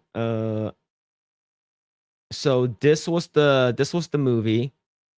This is a Korean box art. That's actually pretty funny. So her name is Olivia Hussey. So that's her. So she was 16 when she filmed this. Oh, okay. And her boobs were actually in the movie. Yeah, I watched this one in school. Like I watched it in freshman year. Yeah. Okay, maybe not this version. Like I doubt my school would allow, especially back in the day, to show some. See, here's the thing. My teacher tried to fast forward that shit. Everyone in the class says no, because everyone knew that there was the Romeo and Juliet that was showed in high school had a nude scene in it with the girl. You said tried, so you stopped him. No. So what happened was that she tried to fast forward, but I guess a lot of kids started like yelling and screaming. A lot of the boys in the class. Right, so we started yelling and screaming, and so the teacher just basically all right, I'll just let it play. It's like you guys will see this later on in life anyway. So it was our English teacher. She was Canadian. Yeah, I graduated in 2002. We watched it. Yeah, because if you graduated later, you guys would have watched the Leonardo DiCaprio one, because they wouldn't want to show this one because the boob. I do not. I might have just forgotten, but I do not remember this version. So probably just the Leonardo DiCaprio one. What was it? Okay, yeah, probably just that version. Brooke Shields movies. Mom was a Hollywood perv. Was she hot? Phil was about to burst during that scene. Not in high school. There's a lot of people everywhere. We must watch this for science. You can go, I believe you can't watch it on YouTube anymore. I'm not sure. You could probably still find it online, but the thing is that, like I said, she was underage here. She was underage here. So let me actually Google it. Olivia Hussey. Did she? I'm not sure if she like. I feel like if people are gonna search her up now, that's probably one of the top search. That's probably one of the reasons why you would search up for her. Yeah, so this is from vulture.com right over here. Romeo and Juliet was a tragedy. In 1968, Olivia Hussey and Leonard Whiting were world's most famous teens. In 2027, they sued Paramount for abuse. It's because of the nude scene. Yeah, I can imagine. It's like that's the reason why you'd search up for them. Unless they got new roles ever since. Let's see. See right over here. From Variety, Romeo and Juliet stars sued Paramount for child abuse over nude scene in 1968. The thing is that she got some nice boobs for 16. All right. Like even in this shot over here, her dress was pushed up. But yeah, you could probably find a scene on you might be able to find it on YouTube. It's like it's really old, but it's like it's still in color, but it's older. But yeah, man, my inner goon has not awakened during the time yet. Yep. See, that's what I get for being slow in chat talking after the fact. Yep. No worries, man. We must watch it for science. Be careful, Phil. You're sounding like Groomer Fist. I'm talking about when I saw it in high school, when I was 13. All right? When I was 13. Okay? What are you talking about, Groomer Fist? Man, that's an awful name, by the way. Man, fisting and stuff. This is an awful name. Oh, shit. Chat drooling for more drama. Pathetic. Yep. True and real. Yep. I don't know what you guys talking about. But yeah, this is if they were able to sue for this, see right here. Awards, but it also stirred controversy over the bedroom scene, which included images of Whiting's butt and Hoosie's bare breasticles. Now in their 70s, Hoosie and Whiting filed a lawsuit in Santa Monica Superior Court on Friday, accusing Paramount of sexually exploiting them and distributing nude against adolescents. They themselves are the one who sued Paramount? Yeah. Oh, okay. I thought it was like an outside party. No, it was them. Whiting was underage too. I believe he was 17 or something like that, or also 16. Oh, okay. That's kind of a little weird. Then why did you play the role? See, why did you play the role? Zeffirelli, who died, this is the director who died in 2019, assured both actors there would be no nudity in the film, and they would wear flesh-colored undergarments in the bedroom scene. But in the final days of filming, the director allegedly implored them to perform nude with body makeup. Yeah, that's the thing. It's like, why did you wait until you were 70? Literally 50 years later. The statutes of limitations have expired. All right. Yeah. All right. It's I don't know. This looks more exploitative to me than actually good intentions. That's what I feel. Yeah. I thought it was like some other third party that was suing Paramount. It's them. It's them. Okay. See, like, unless you're like, I'm the Bill Cosby, and zip us up, put a date break medicine, soap. Like, if you're talking about like Bill Cosby, like 20 girls came out, and then like he went to jail, and then now he's out of jail because he's old. Mm-hmm. Like, I don't know, man. Yeah. Oh shit. Yeah, it's legal somewhere. Yeah, some people are like 13-year-olds, they say, well, a 13-year-old watching a 16-year-old, just saying, not bad. See, there it is. There it is. Exactly. Mm-hmm. See? I know, Groomer Fest. What are we talking about? All right, man. Grae, what are you doing, man? What are you up to? Yeah, Dynasty. Okay, yeah, right when we end this, I'll start recording that and do the video edits then. Hopefully tomorrow. That should be live on my second channel. Then next week, yeah, I'm gonna try something very I'm gonna have to I only watched the first 20 minutes of Battlefield Earth. I need to I don't understand what's happening, man. I saw the comment on X. It's that the book is actually really good, but they have no idea what happened in this movie. It's like I want to try like a Disparu style commentary on the videos.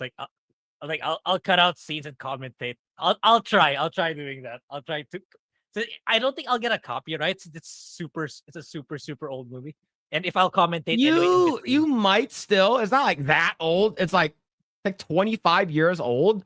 But like I would like play no more than like 9 seconds of whatever you're showing. Yeah, it's not like I'm gonna go literally scene per scene. I'll see how I'll go about it. But like the first part, like, oh, people got turned into stone because they looked up. But when they showed the statues, they were, I think, looking down. I don't know.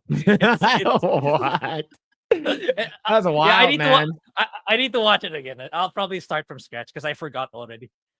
And Oh, I just shit. remember the weird Colgate food and stuff like that. It's like it's super weird. I was Yeah. kind of sleepy, so I need to watch it. I need to start from zero. Yeah. But yeah, Yo, that's it Jesus for me. Davila, thank you so much for the gift, man. Thank you. Yeah, sorry, Grae. Sorry, I cut you off. Yeah, that's it. Yeah, Dynasty Warriors. I'll gun for it to be out tomorrow. So I have recommendation on where if you're a super hardcore fan, if you're not that much of a fan, what should you buy the game or not? I'll break it down tomorrow. Then Cool. I'll go back to East 10 after that. Then I'll wait for Yakuza. I'll be playing that too. All right, cool. Yeah. And you guys can find me everywhere at Mr. Phillip Chan. If you guys want to follow my personal channel on YouTube, check out Mr. Phillip Chan #2. I will be playing Knowledge or No Lady. I'll be beating that probably on Monday, and I'll do a goal or a poll or something like that. Probably a goal or a poll. If we are gonna after that game, if I should play me side or start playing what's it called in Sleeping Dogs. We'll see. Yeah, we'll see about that one. But yeah, Grae, would you be watching the 1992 space movie in the future? What is that movie? Type it in Google. Oh wait. I recall we had this conversation. We had this exact same conversation. We had this.